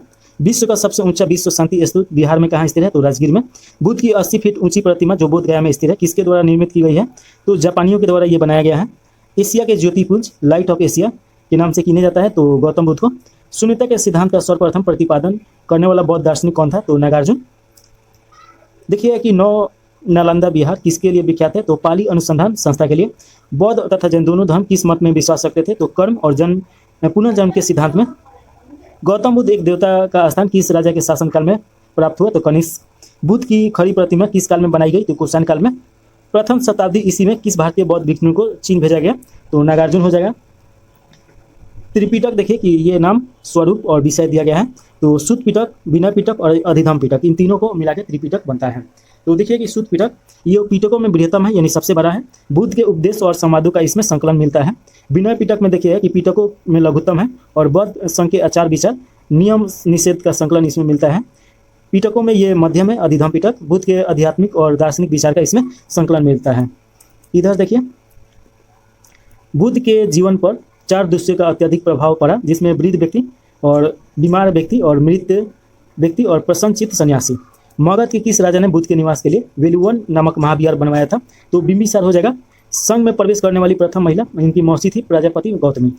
बुद्ध ने अपने जीवन की अंतिम वर्षा ऋतु कहाँ व्यतीत की है, तो वैशाली में। और याद रखिएगा कि संसार अस्थिर और क्षणिक है, यह मान्यता बौद्ध धर्म से संबंधित है। बुद्ध के जीवन की घटनाएं और उसके प्रतीक हैं। तो घटना देखिएगा कि गर्भ, तो ये हाथी इसका प्रतीक है। जन्म कमल हो जाएगा, निर्वाण पदचिन्ह, और प्रथम प्रवचन चक्र हो जाएगा। ज्ञान प्राप्ति बोधि वृक्ष, यौवन सांड हो जाएगा, समृद्ध शेर हो जाएगा, मृत्यु स्तूप, और गृहत्याग घोड़ा हो जाएगा। देखिए कि गंधार कारा में बुद्ध को प्रतिबिंबित किया गया। तो इसमें देखिए कि ग्रीक रोमन शैली में इसमें उनका घुंघराला बाल देखने को मिलता है। उपोष्ट का आचरण कौन करते थे, तो गौतम बुद्ध। महायान बौद्ध धर्म में बोधिसत्व और लोकितेश्वर को किस अन्य नाम से जानते हैं, तो पदम नामी हो जाएगा। भारत का सबसे बड़ा बौद्ध मठ कहाँ स्थित है, तो सिक्किम हो जाएगा। बौद्ध शब्दावली धर्म चक्र परिवर्तन से क्या निर्देशित होता है, तो बुद्ध का प्रथम उपदेश निर्देशित होता है। देखिए कि वज्रयान बौद्ध धर्म में बुद्ध की संगति को कहा जाता है, और ये तारा हो जाएगा। बौद्ध धर्म की किस शाखा में अनंत सिद्धांत और पदगुलर को मान्यता दी गई है, तो सर्वास्तिक। महासंघिकों के अनुसार जीव किससे निर्मित होता है, तो नौ धर्म। बौद्ध धर्म के त्रिरत्न में क्या शामिल है, तो बुद्ध धर्म और संघ हो जाएगा। बौद्ध दर्शन के अनुसार कारण और कार्य के सिद्धांत को किस प्रकार जाना जाता है, तो प्रत्यय समूल्यपाद हो जाएगा। देखिए कि प्रत्यय समुत्पाद का अर्थ होता है संसार की सभी वस्तुओं किसी न किसी कारण से उत्पन्न हुई है, इस प्रकार वे इस पर निर्भर हैं। तो ये आप थोड़ा सा याद रखिएगा। इसमें देखिए कि बौद्ध धर्म की महायान शाखा औपचारिक रूप से कनिष्क के शासनकाल में प्रारंभ की गई थी। अगला क्वेश्चन है शैव भागवत धर्म है, तो देख लिया जाए इसे। देखिएगा कि नयनार कौन थे, तो ये शैव उपासक संत थे। मत मयूर से तात्पर्य है, तो प्राचीन भारत में एक शैव संप्रदाय से त्रिमूर्ति और अर्धनारीश्वर पूजा किस काल में प्रारंभ हुई, तो गुप्त काल में। मेगा अस्थनीज भगवान शिव को किस नाम से बुलाया, तो डायनोसिस हो जाएगा। प्रथम जैन ग्रंथ उत्तराध्यान सूत्र में वासुदेव का संबंध किस जैन तीर्थंकर से है, तो अष्टनेमी से है। और देखिए कि लिंग पूजा का प्रथम स्पष्ट उल्लेखित पुराण मिलता है, तो ये मत्स्य पुराण में मिलता है। अर्थवेद एवं श्वेतेम्बर उपनिषद में शिव का एक नाम महादेव मिलता है। शिव की प्राचीनतम मूर्ति यानी पहली शताब्दी में मद्रास के निकट रेणुगुंटा में सिद्ध गुंटलमन लिंग के रूप में प्राप्त हुआ। अर्धनारीश्वर मूर्ति में आदि शिव आदि पार्वती किसके प्रतीक हैं, तो देव और उनकी शक्ति योग का। दक्षिण भारत में शैव आंदोलन में किसका प्रमुख भूमिका थी, तो नयनार संतों का। देखिए कि नयनार संतों की संख्या कितनी थी, तो 63 था, ये याद रखेगा। एक संप्रदाय के रूप में शैव धर्म का प्रारंभिक काल हुआ है, तो शुंग सतवाहन काल में। प्रमुख दार्शनिक और उसके प्रतिपादक है, तो इसे एक बार देख लिया जाए। तो देखिए कि सांख्य दर्शन आधार ग्रंथ है सांख्य सूत्र का, और इसके प्रतिपादक कपिल मुनि हो जाएंगे। और न्याय दर्शन देखिए कि न्याय सूत्र, इसका अक्षपाद गौतम हो जाएंगे। योग दर्शन का योग सूत्र हो जाएगा, और पतंजलि इसके प्रतिपादक है। वैशेषिक दर्शन का हो जाएगा वैशेषिक सूत्र। कनाद या उलूक इसके प्रतिपादक हैं। मीमांसा का देखिए कि पूर्व मीमांसा सूत्र जैमिनी, और वेदांत का देखिए ब्रह्मसूत्र बद्रायन। तो ये आप याद रखिएगा। चलिए आगे देखा जाए। संप्रदाय और संस्थापक देखिए तो आजीवक संप्रदाय मकली पुत्र गौशाल हो जाएगा। घोर अक्रियवादी पूरन कश्यप हो जाएगा। यक्षवाद ये आचार अजित के स्वावलंबित हो जाएंगे। भौतिकवादी मकुद कच्चायन हो जाएंगे। अनिश्चयवादी संजय वेटली पुत्र हो जाएंगे। देखिए कि भागवत धर्म का परिवर्तक किसे माना जाता है, तो कृष्ण को माना जाता है। और किस ग्रंथ में सर्वप्रथम देवकी के पुत्र कृष्ण का वर्णन किया गया है, तो छंदोग उपनिषद हो जाएगा। भगवत शुद्ध संप्रदाय के विकास का श्रेय किन शासकों को दिया जाता है, तो गुप्त शासकों को दिया जाता है। हेलियोडोरस तक्षशिला का निवासी था तथा उसके बेसनगर अभिलेख से वासुदेव के संबंध में वर्णन मिलता है। कर्म का सिद्धांत किस दर्शन से संबंधित है, तो मीमांसा से। और देखिए कि अवतारवाद का सर्वप्रथम उल्लेख किस ग्रंथ में मिलता है, तो श्री भगवत गीता में मिलता है। भगवत गीता में मोक्ष के साधन के रूप में धर्म कर्म भक्ति को समान महत्व दिया गया है। प्राचीन स्थल जहाँ 88,000 ऋषि मुनियों की सभा में संपूर्ण महाभारत कथा का वाचन किया गया था, तो ये नैमी सारण सीतापुर उत्तर प्रदेश हो जाएगा। भागवत संप्रदाय में भक्तों के रूप में कितनी संख्या है, तो इसका राइट आंसर हो जाएगा 9 हो जाएगा। और देखिए कि मेगा अस्थनीज ने कृष्ण को किस नाम से बुलाया, तो हेराक्लिस के नाम से। दक्षिण भारत में वैष्णव मत का विस्तार किसने किया, तो अलवार संतों के द्वारा किया गया। अलवार संत की संख्या 12 थी, और इन संतों में अंडाल नामक महिला संत को भी उल्लेख किया गया है, जिन्हें दक्षिण की मीरा के नाम से भी जाना जाता है। अगला जो टॉपिक हम लोग का है छठी ईसा पूर्व राजनीतिक दशा। तो इसमें हम लोग जो देखेंगे 16 महाजनपद के बारे में यहाँ पे दिया गया है। तो थोड़ा सा हम इसका बेसिक बता देते हैं। देखिए कि 1000 ईसा पूर्व के आसपास में आपका लोहे का खोज होता है, और लोहे की खोज होने के कारण यहाँ पे पूरा समाज में भौगोलिक स्थिति में परिवर्तन आ जाता है। क्या क्या परिवर्तन आता है? एक तो लोहा के खोज होने के कारण जो भूमि रहता है इसमें ठीक से कृषि होना स्टार्ट हो जाता है, उसका कोड़ाई वोड़ाई ये सब अच्छा से होना स्टार्ट हो जाता है। दूसरा का ये काम होता है कि लोहे का औजार बनना स्टार्ट होता है, जिसके कारण युद्ध लड़ना आसान हो जाता है पहले की तुलना में। और तीसरा का काम क्या होता है कि जब कृषि होना स्टार्ट होता है तो जो पशुपालन पे बहुत ज़्यादा निर्भरता देखने को मिला था ऋग्वैदिक काल और उसके पहले वाला काल में, यहाँ पे पशुपालन पे थोड़ा सा निर्भरता कम हो जाएगा। तो ये सब आपको थोड़ा सा पॉइंट समझना है। और देखिए कि यहाँ पे लोहे का आविष्कार होने के कारण औजार और युद्ध होने के कारण जो क्षेत्रीय विस्तार रहता है ये फैलता है, और बहुत सारा क्षेत्रीय विस्तार ये कुछ शक्तिशाली महाजनपदों में ये परिवर्तन होता है। लोग उस समय देखिएगा कि ये 600 ईसा के आसपास में, 600 ईसा पूर्व आसपास में 16 महाजनपद एक निकल के आता है कंसेप्ट, जहाँ पे हर जो महाजनपद है ये अपने आप में शक्तिशाली था। जो सबसे ज़्यादा शक्तिशाली था मगध था। तो ये थोड़ा सा बेसिक समझ गए होंगे। अब चलिए इसके बारे में देखा जाए। तो देखिए प्रथम मगध साम्राज्य का उत्कर्ष किस शताब्दी में हुआ है? तो ईसा पूर्व 6ठी शताब्दी में। मगध साम्राज्य का वास्तविक संस्थापक किससे माना जाता है? तो देखिए कि इसका संस्थापक तो बृहदत्त को माना जाता है, लेकिन वास्तविक संस्थापक बिंबिसार को माना जाता है, जो कि 544 से लेकर 549 ईसा पूर्व के आसपास में ये बताया गया है। गोदावरी नदी के तट पे स्थित महाजनपद का नाम क्या था? तो अस्मक या असक था ये, और ये दक्षिण भारत का एकमात्र महाजनपद होगा जो कि आंध्र प्रदेश में था। नंद वंश के पश्चात मगध पर किस राजवंश ने शासन किया? तो ये मौर्य वंश हो जाएगा। देखिए कि नंद वंश के समय ही आपका सिकंदर आता है 323 ईसा पूर्व में, और इस समय नंद वंश मगध पे शासन कर रहा था। उसके बाद देखिए कि नंद वंश के जगह पे आपका चाणक्य का जो ये क्या बोलेंगे शिष्य जो रहता है चंद्रगुप्त, तो चंद्रगुप्त क्या करेगा कि ये नंद वंश के अंतिम शासक धनानंद को मार के उसके बाद यहाँ पे मौर्य वंश का स्थापना करेगा। और मौर्य वंश का स्थापना जो करता है अपने माता के नाम पे, मोरा इसके माता का नाम है, तो मोरा से ही मौर्य बना है, तो अपने माता के नाम पे करता है। तो ये आप याद रखेगा। चलिए आगे देखिए। पाटलिपुत्र को किस शासक ने सर्वप्रथम अपनी राजधानी बनाया? तो उदयन हो जाएगा। इसके पहले देखिएगा कि राजगीर इसका राजधानी था। उदयन वासवदत्ता की कहानी किस स्थान विशेष से संबंधित है? तो उज्जैन हो जाएगा। देखिए कि उदयन भी अपने पिता को मार के और शासक बनता है अजातशत्रु को। इसके बाद देखिए कि अगला जो क्वेश्चन है, सिकंदर के आक्रमण के समय उत्तर भारत में नंद वंशी शासक धनानंद था, तो ये तो अभी हम बताए हैं। देखिए कि गौतम बुद्ध के समय प्रसिद्ध वैद्य जीवक को किसने अपने दरबार में स्थान दिया था? तो बिंबिसार हो जाएगा। प्राचीन स्थल श्रावस्ती का नगर विन्यास किस आकृति का है? तो चंद्र, देखिएगा अर्ध चंद्र आकार हो जाएगा। मगध के किस शासक ने राज्यरोहण के लिए अपने पिता की हत्या की और स्वयं भी अपने पुत्र द्वारा मारा गया? तो अजातशत्रु हो जाएगा। ये अपने पिता बिंबिसार को मारता है और इसका पुत्र उदयन इसको मारता है। सिकंदर और पोरस की सेनाओं के मध्य किस नदी के तट पर युद्ध हुआ था? तो झेलम पे हुआ था। इसे पोरस के युद्ध के नाम से भी या हाईडिंगस के युद्ध के नाम से भी जाना जाता है। तो ये आप याद रखिएगा। किस शासक को परशुराम का दूसरा अवतार माना जाता है? तो महापद्मानंद को ये माना जाता है। नंद वंश का ये संस्थापक है, तो ये थोड़ा सा आप याद रखिएगा। चलिए इधर देख लिया जाए। 16 महाजनपद और उनकी राजधानियाँ दिया गया है। तो देखिएगा आसान हम बना देते हैं आपका याद करने के लिए। 3 आपका बिहार में हो जाएगा, तो ऐसे करके याद रखिएगा। 8 आपका यूपी में हो जाएगा और 2 पाकिस्तान में हो जाएगा, 1 दक्षिण भारत में हो जाएगा। तो ऐसे आप बांट के याद कीजिएगा, बहुत आसानी से याद हो जाएगा। देखिएगा कि अंग जो है ये इसका राजधानी चंपा, जो कि प्राचीन नाम इसके मालिनी है, ये मुंगेर में पड़ता था। मगध जानते हैं उस समय का सबसे ताकतवर शासक और ये क्षेत्र था। ये देखिए कि ग्रीविज इसका राजधानी था, जो राजगीर के नाम से जाना जाता है। मल देखिएगा ये कुशीनगर या पावापुरी, ये देवरिया जो जगह है गोरखपुर में, उसी को जाना जाता है। काशी देखिएगा वाराणसी, और कोसल देखिएगा श्रावस्ती या अयोध्या। फैजाबाद इसका नाम था लेकिन अयोध्या अब कर दिया गया है। पंचाल देखिएगा ये उत्तरी पंचाल यानी अक्षित्र, और उसके बाद देखिए कि दक्षिणी पंचाल कम्पिल्य। कुरु देखिए कि इंद्रप्रस्थ जो वर्तमान में दिल्ली और हरियाणा मेरठ का जो क्षेत्र है। वजी देखिए विदेह या मिथिला। मध्य से देखिए विराटनगर, ये जयपुर वर्तमान में नाम है। वध से कौशाम्बी हो जाएगा, इलाहाबाद और बांदा, और इसका राजधानी कौशाम्बी था। सूरसेन का राजधानी मथुरा था, वर्तमान में मथुरा ही नाम है। चेंदी का सुथिवती या सुक्तिमती इसका यह था। देखिए अस्मक, ये अस्मक का राजधानी पोटन या पोटली था। अवंती इसका राजधानी उत्तरी अवंती उज्जैन में और दक्षिणी अवंती माहिष्मती में। गंधार दिखेगा ये तक्षशिला, ये पाकिस्तान में पड़ेगा। और कम्बोज का जो राजधानी है हाटक है, जो कि राजपुर कश्मीर में पड़ेगा। वजी तथा मल महाजनपद में गणतंत्र व्यवस्था थी, तो ये याद रखेगा। और वची यानी वैशाली, ये तो पहला दुनिया का गणतंत्र माना जाता है, तो ये तो आपको पहले से ही पता होगा। हर्यक वंश का अंतिम शासक कौन था? तो नागदशक हो जाएगा, तो ये थोड़ा सा आप याद रखेगा। उसके बाद देखिए कि उज्जैन का प्राचीनतम नाम क्या है? तो अवंतिका है। और सिकंदर की मृत्यु कहाँ हुई थी? तो बेबीलोन में 323 ईसा पूर्व में हुआ था। ग्रीक लेखकों ने किस शासक का उल्लेख अग्रमीज या जनमीज का नाम दिया है? तो घनानन हो जाएगा।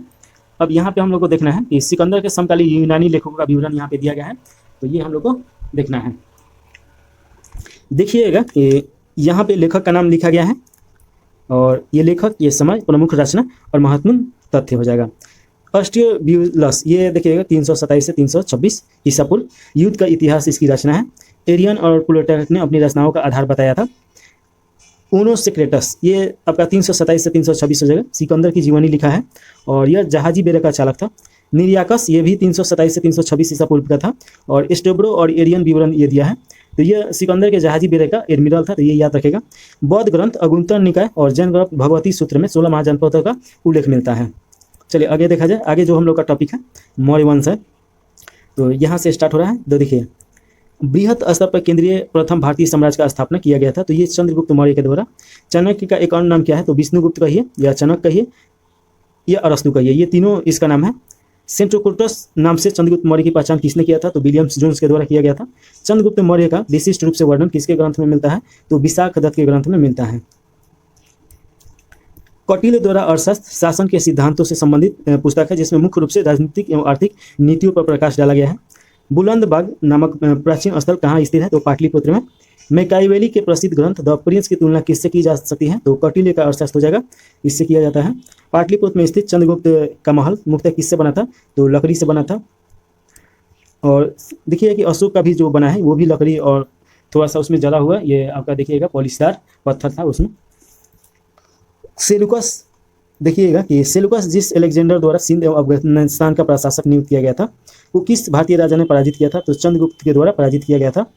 और देखिए कि बिंदुसार ने मैत्रीपूर्ण पत्र व्यवहार में सीरिया के शासक एंटीयोकस से 3 वस्तुएं मांगा, जिसमें मीठी मदिरा, सूखी अंजीर और एक दार्शनिक मांगा था।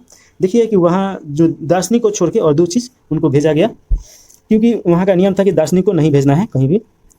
और देखिए कुम्हारा नामक स्थल किस प्राचीन नगर के अवशेष प्राप्त होते हैं, तो पाटलिपुत्र के। किसने सहिष्णुता यानी उदारता और करुणा के त्रिविम आधार और राजधर्म की स्थापना की, तो सम्राट अशोक हो जाएगा। सेंड्रोकोटस, चंद्रगुप्त मौर्य और सिकंदर महान की भेंट का उल्लेख किसने किया है, तो जस्टिन के द्वारा किया गया है। मालवा, गुजरात और महाराष्ट्र को किस शासक ने पहली बार जीता था, तो चंद्रगुप्त मौर्य हो जाएगा। अब इधर दिया गया है इसके बारे में।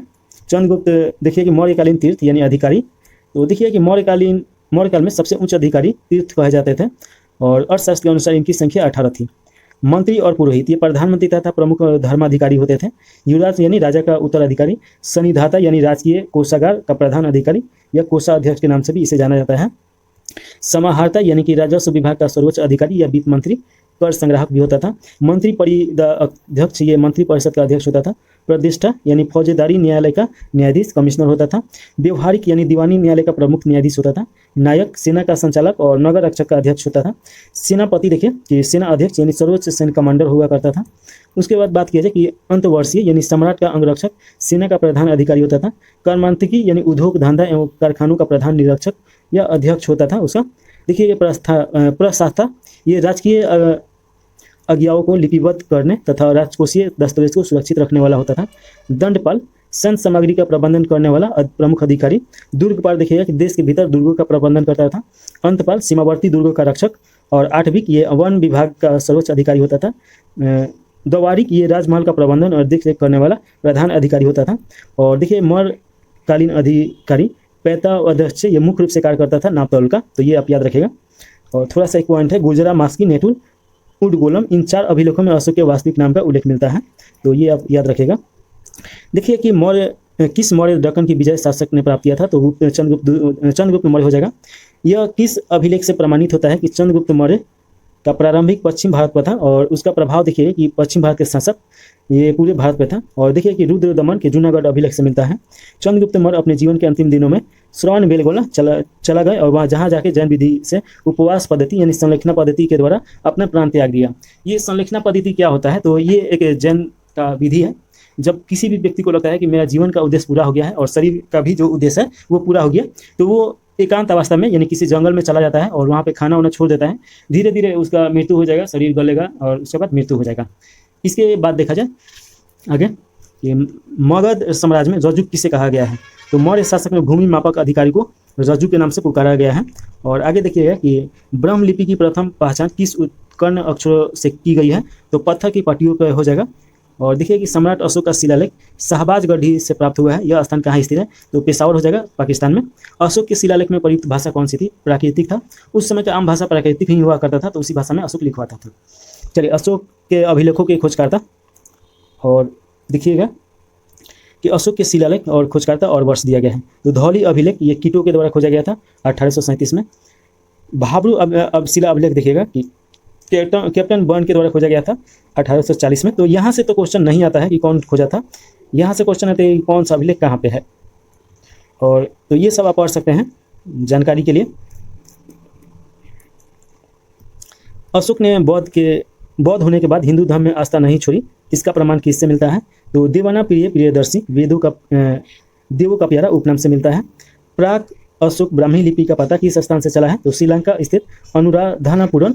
सारनाथ स्तंभ का निर्माण किसने करवाया था? तो अशोक ने करवाया था। तो ये सभी याद रखना है।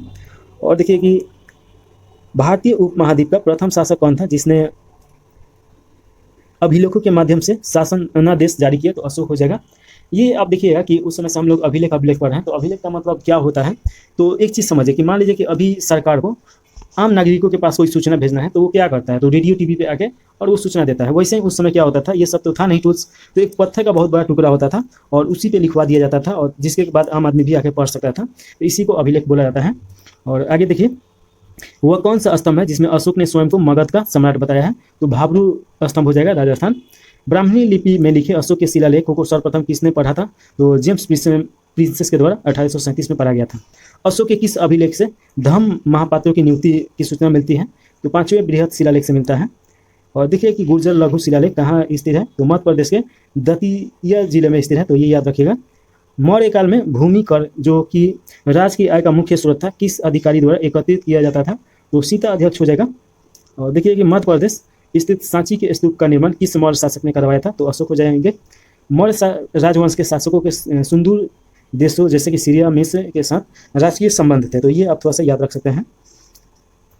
उत्तराखंड में सम्राट अशोक के शिलालेख की एक प्रति किस स्थान से प्राप्त हुई है? तो कालसी हो जाएगा। प्रसिद्ध यूनानी राजदूत मेगास्थनीज भारत में किसके दरबार में आया था? तो चंद्रगुप्त मौर्य हो जाएगा। तो ये याद रखना है। यहाँ पे अधिकारी और विभाग दिया गया है। तो देखिए कि अधिकारी सीता अध्यक्ष ये कृषि विभाग का अध्यक्ष होता था। आकार अध्यक्ष ये खानों का अधिकारी होता था। और लक्षणा अध्यक्ष ये मुद्रा विभाग का प्रधान होता था। शुल्क अध्यक्ष ये व्यापारिक कर का प्रधान होता था। मुद्रा अध्यक्ष पासपोर्ट विभाग का अध्यक्ष होता था। और संस्था अध्यक्ष ये व्यापारिक मार्गों का अध्यक्ष होता था।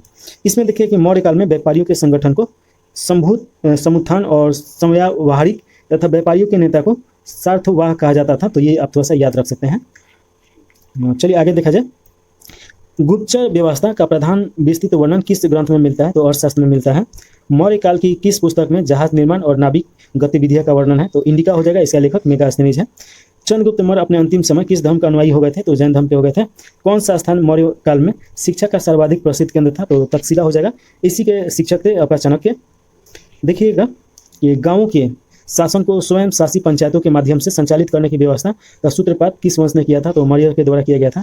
मेगास्थनीज ने अपनी पुस्तक इंडिका में भारतीय समाज को 7 श्रेणियों में विभाजित किया है।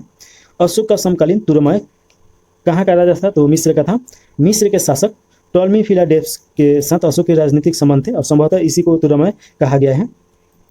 और देखिएगा कि चंद्रगुप्त मौर्य और अशोक दोनों का एक साथ उल्लेख किसके अभिलेख में मिलता है? तो महाक्षत्रप रुद्रदमन का जूनागढ़ अभिलेख हो जाएगा। भाग या बलि किसके प्रमुख होते थे? तो राजा सुश्रुत के। गिरनार क्षेत्र में एक झील का निर्माण किस शासक ने करवाया था? तो चंद्रगुप्त मौर्य हो जाएगा। कौशाम्बी देखिएगा, कौशाम्बी तथा प्रयाग के स्तंभों में अशोक की रानी करुवाकी द्वारा दान दिए जाने का उल्लेख मिलता है। इस रानी का अभिलेख के नाम से भी जाना जाता है। प्राचीन भारत के किस ग्रंथ में पति द्वारा परित्यक्त पत्नी के लिए विवाह विच्छेद की अनुमति दी गई है? तो अर्थशास्त्र हो जाएगा। कलिंग युद्ध की विजय तथा क्षत्रियों का वर्णन अशोक के किस अभिलेख में मिलता है? तो 13वें अभिलेख में मिलता है। अशोक के अभिलेखों से किस दक्षिणी राज्य के अतिरिक्त सभी दक्षिणी राज्यों का उल्लेख प्राप्त हुआ है? तो सातवाहन हो जाएगा। उसके बाद देखिए कि मौर्य वंश का अंतिम शासक कौन था? तो बृहदत्त हो जाएगा। और मौर्य की जल संसाधन व्यवस्था की जानकारी किस अभिलेख से प्राप्त होता है? तो रुद्रदमन का गिरनार अभिलेख हो जाएगा। अशोक का समकालीन मिस्र राजा कौन था? तो एलेक्जेंडर था। और देखिएगा आगे यहाँ पे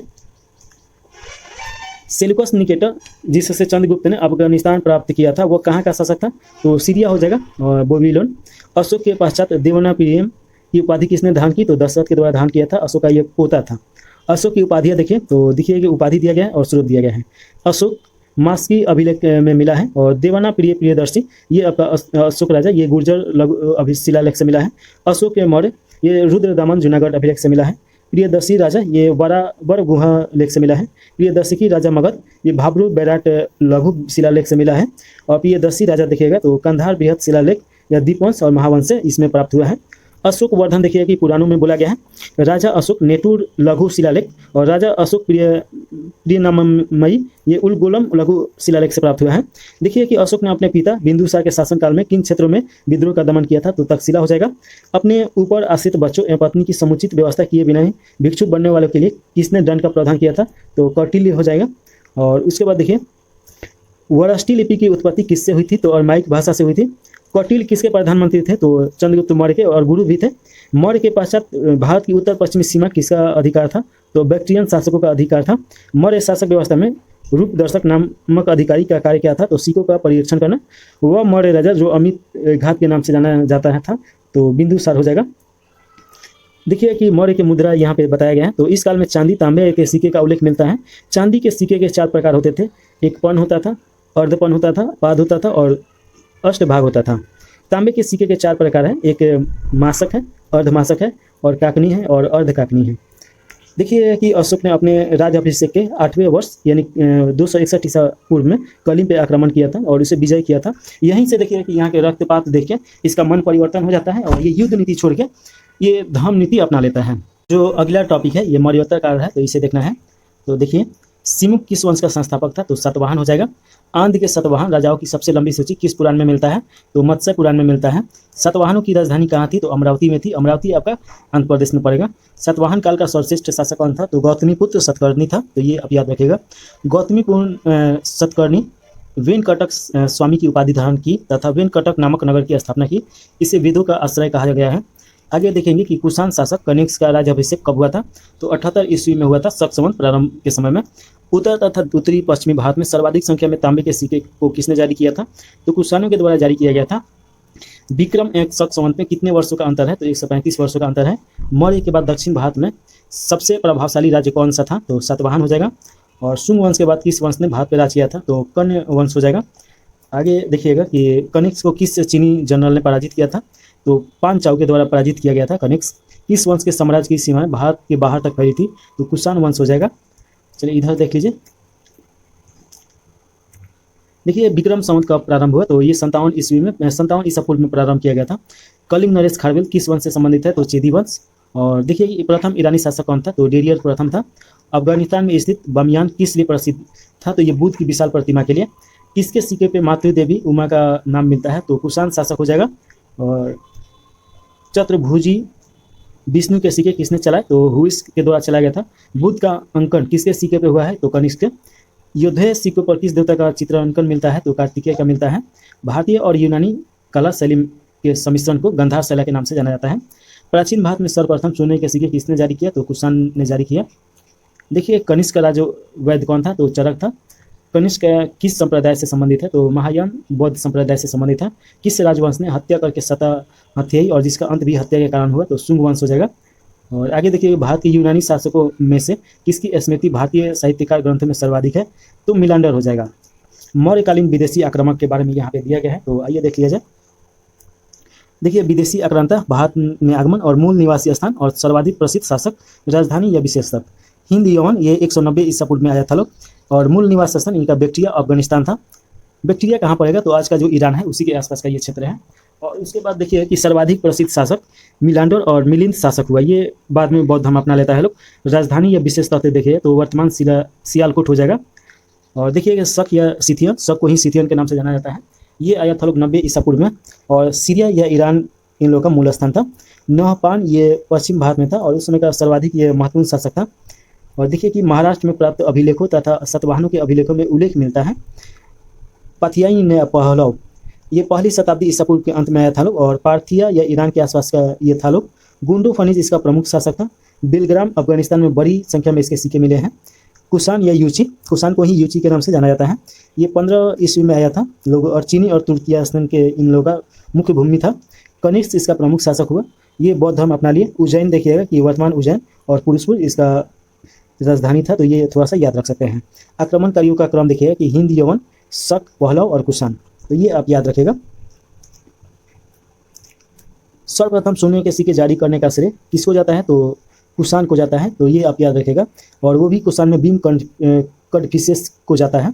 अगला जो हम लोग का टॉपिक है गुप्त काल है। तो चलिए गुप्त काल स्टार्ट किया जाए। तो प्रथम गुप्त राजवंश का शासक कौन था, तो श्रीगुप्त हो जाएगा। थोड़ा सा बड़ा कर देते हैं। देखिए कि नगरों का क्रमिक पतन किस एक काल की महत्वपूर्ण विशेषता थी, तो गुप्त काल हो जाएगा। प्राचीन भारत में किस वंश का शासक स्वर्ण युग के नाम से जाना जाता है, तो गुप्त काल हो जाएगा। गुप्त काल ने किस अवधि तक शासन किया, तो 275 से लेकर 550 ईस्वी तक ये शासन किया लोग। भारत का नेपोलियन किसे कहा जाता है, तो समुद्रगुप्त को बोला जाता है। और देखिए कि समुद्रगुप्त प्रथम गुप्त शासक है जिसने परम भागवत की उपाधि धारण की। और इसके बाद गुप्त शासक चंद्रगुप्त द्वितीय ने भी परम भागवत की उपाधि धारण की थी। गुप्त शासक की स्थापना किस शासक ने किया था, तो चंद्रगुप्त प्रथम हो जाएगा। देखिए कि किस गुप्त राजा एक अन्य नाम देवगुप्त था, तो चंद्रगुप्त द्वितीय इसका उपाधि था। उसके बाद अगर बात किया जाए तो गुप्त, देखिए कि गुप्त काल में उत्तर भारतीय व्यापार किस पतन से संचालित किया जाता था, तो ताम्र लिपि हो जाएगा, तो ये आप जरूर याद रखेगा। इलाहाबाद स्तंभ अभिलेख या प्रयाग प्रस्थिति कहिए से समुद्रगुप्त के शासनकाल तथा सैन्य अभियानों की विशेषता की जानकारी मिलती है। किस गुप्त शासक ने सर्वप्रथम सिक्के जारी किए थे, तो चंद्रगुप्त प्रथम हो जाएगा। गुप्तकालीन स्वर्ण मुद्रा को क्या कहते हैं, तो दिनार बोला जाता है। और देखिएगा कि दिल्ली की कुवत उल इस्लाम मस्जिद के प्रारंभ में स्थित प्रसिद्ध लौह स्तंभ किसकी स्मृति में बनाया गया है, तो चंद्रगुप्त विक्रमादित्य या चंद्रगुप्त द्वितीय हो जाएगा। किस शासक ने शक विजेता कहा जाता है, तो चंद्रगुप्त द्वितीय को बोला जाता है, क्योंकि ये शकों को मार के भगाया था। उसके बाद देखिएगा यहाँ पे गुप्त शासकों की प्रमुख उपाधियाँ दिया गया है। श्रीगुप्त का उपाधि देखिए आदिराज और महाराज हो जाएगा। चंद्रगुप्त द्वितीय का विक्रमादित्य और विक्रामांक। स्कंदगुप्त का दिखेगा कि संक्रांति और शक्रोपन हो जाएगा। और समुद्रगुप्त का पराक्रमांक हो जाएगा। कुमारगुप्त का महेंद्र द्वितीय हो जाएगा। चंद्रगुप्त प्रथम का धीराज हो जाएगा। तो ये थोड़ा सा आप याद रखेगा।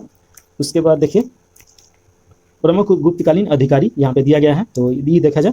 महासेनापति, सेनापति का सर्वोच्च अधिकारी होता था।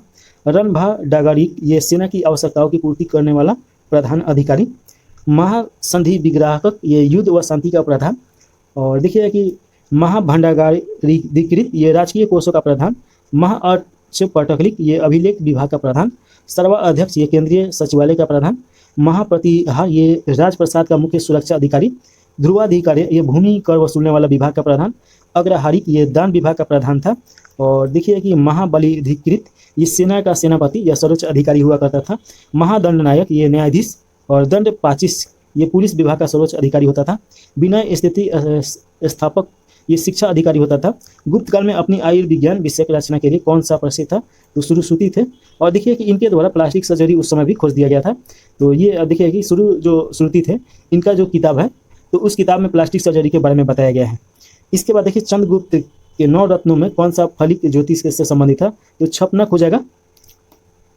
चंद्रगुप्त द्वितीय जो कि 375 से लेकर 415 ईसा तक शासन किया, लगभग 40 साल। स्वयं एक विद्वान और विद्वानों का आश्रयदाता था। इसके दरबार में 9 विद्वानों का एक समूह होता था, जिसे 9 रत्न के नाम से जानते हैं लोग। जिसमें देखिए कालिदास, धनवर्तनी, छपनक, शंकु, बेताल भट्ट, अमरसिंह, घटकर्पण, वरामिहिर और वरुचि हो जाएगा, जिससे विद्वान रहते थे लोग। इसमें देखिएगा कि कालिदास तो लेखक है, धनवर्ती ये आपका वैद्य हो जाएंगे। और छन्नक के बारे में अभी हम लोग देखे थे, ये ज्योतिष हैं। और शंकु, बेलांटर, ये अमर सिंह, ये सब देखिएगा कि ये सब लेखक और विद्वान था लोग। वरामिहिर एक बहुत बड़ा खगोल शास्त्री है, तो ये सब आपका याद रखना है। चलिए आगे क्वेश्चन है, शक एवं गुप्त संवंतों के मध्य कितना अंतर है, तो 242 वर्ष का। गुप्तकालीन रजत यानी चांदी मुद्राओं को क्या नाम दिया गया था, तो रूपक नाम दिया गया था। कुमार गुप्तकालीन मध्यस्वर अभिलेख में किस श्रेणी का उल्लेख मिलता है, तो तनुवाय का मिलता है। और देखिएगा कि मध्य प्रदेश के रीवा जिले में स्थित सुपिया का लेख में गुप्त वंश को घटोत्कच वंश कहा गया है, तो ये आप याद रख सकते हैं। देखिए कि गुप्त काल की कृषि व्यवस्था का महत्वपूर्ण लक्षण क्या था, तो सामंतवादी प्रारंभ था, इसमें सामंतवादी स्टार्ट हो गया था। और यहाँ पे दिया गया गुप्तकालीन भूमि वर्गीकरण। तो देखिए क्षेत्र, ये खेती करने योग्य भूमि होता था। वास्तु, ये निवास करने योग्य भूमि। और खिल, जो भूमि कृषि योग्य नहीं होती थी तो उसे खिल बोला जाता था। अपरहत, ये जंगली भूमि हुआ करता था। चारागाह देखिए कि पशुओं के चरने के लिए छोड़ी गई भूमि। उसके बाद देखिए कि किस शासक ने 4 अश्वमेध यज्ञ किए थे, तो प्रवर सेन प्रथम हो जाएगा। कायस्थ शब्द का उल्लेख किस ग्रंथ से मिलता है, तो मुद्रा राक्षस से। और ईंटों से निर्मित गुप्तकालीन मंदिर कहाँ स्थित है, तो बिठूर, ये कानपुर हो जाएगा। कानपुर में अभी भी देखने को ये मिलेगा मंदिर। कुमारगुप्त के समय में ही मध्य भारत में रजत सिक्कों या मयूर सेनी का प्रचलित हुआ। उसने महेंद्र द्वितीय की उपाधि धारण की। नालंदा महाविद्यालय की स्थापना कुमारगुप्त के शासनकाल में ही की गई थी। गुप्त काल में पैठण की प्रसिद्ध क्या क्या कारण था, तो व्यापारिक मंडी ये हुआ करता था। उसके बाद देखिए कि शतरंज का खेल भारत में गुप्त काल के दौरान प्रारंभ हुआ था, जहाँ इसे चतुरंग के नाम से जाना जाता था। भारत से यह ईरान और ईरान से यूरोप पहुंचा। गुप्त काल में किस बंदरगाह से दक्षिण पूर्व एशियाई राष्ट्रों को जहाज रवाना होते थे, तो ये ताम्रलिपि हो जाएगा। और देखिए कि किस चीनी यात्री ने गुप्त काल में भारत की दशा का वर्णन किया है, तो फाहियान हो जाएगा। भारतीय हिंदू देवी देवताओं को समर्पित सबसे प्राचीन मंदिर किसके काल का है, तो गुप्त काल का ही हो जाएगा। प्रथम सती का प्रथम अभिलेख साक्ष्य ईरान से प्राप्त हुआ है। तो सती प्रथा जो है, सती प्रथा क्या होता था, तो जैसे कि मान लीजिए कि कोई पुरुष मर गया तो उसके बाद जब जलाया जाता था तो साथ में पत्नी को भी जला दिया जाता था। तो ये प्रथम बार देखिए कि ईरान अभिलेख से प्राप्त हुआ है।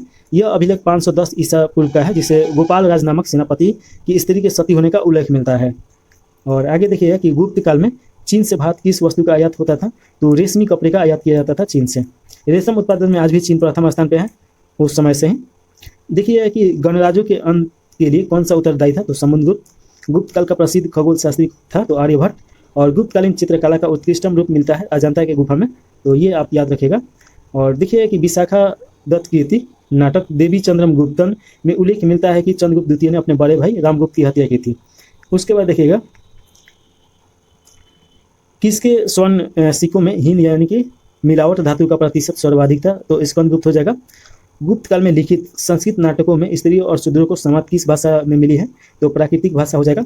गुप्त का देखिए गुप्त वंश का अंतिम शासक कौन था, तो विष्णुगुप्त हो जाएगा। और चंद्रगुप्त द्वितीय विक्रमादित्य को किस कारण से साकरिक कहा गया है, तो ये शकों का विजय के कारण होता है। और किस अभिलेख में समुद्रगुप्त को लिच्छवी दोहित के बताया गया है, तो प्रयाग अभिलेख हो जाएगा। हुनों ने स्कंदगुप्त के शासनकाल में आक्रमण किया था, इसमें स्कंदगुप्त ने हुनों पर विजय प्राप्त की थी, तो ये याद रखेगा। गुप्त काल में श्रेणियों से बड़ी संस्था जिसके शिल्प श्रेणियों सदस्यों को क्या कहा जाता था, तो निगमन बोला जाता था, निगम। अग्रहार से क्या तात्पर्य है, तो ब्राह्मणों को दिए जाने वाला भूदान।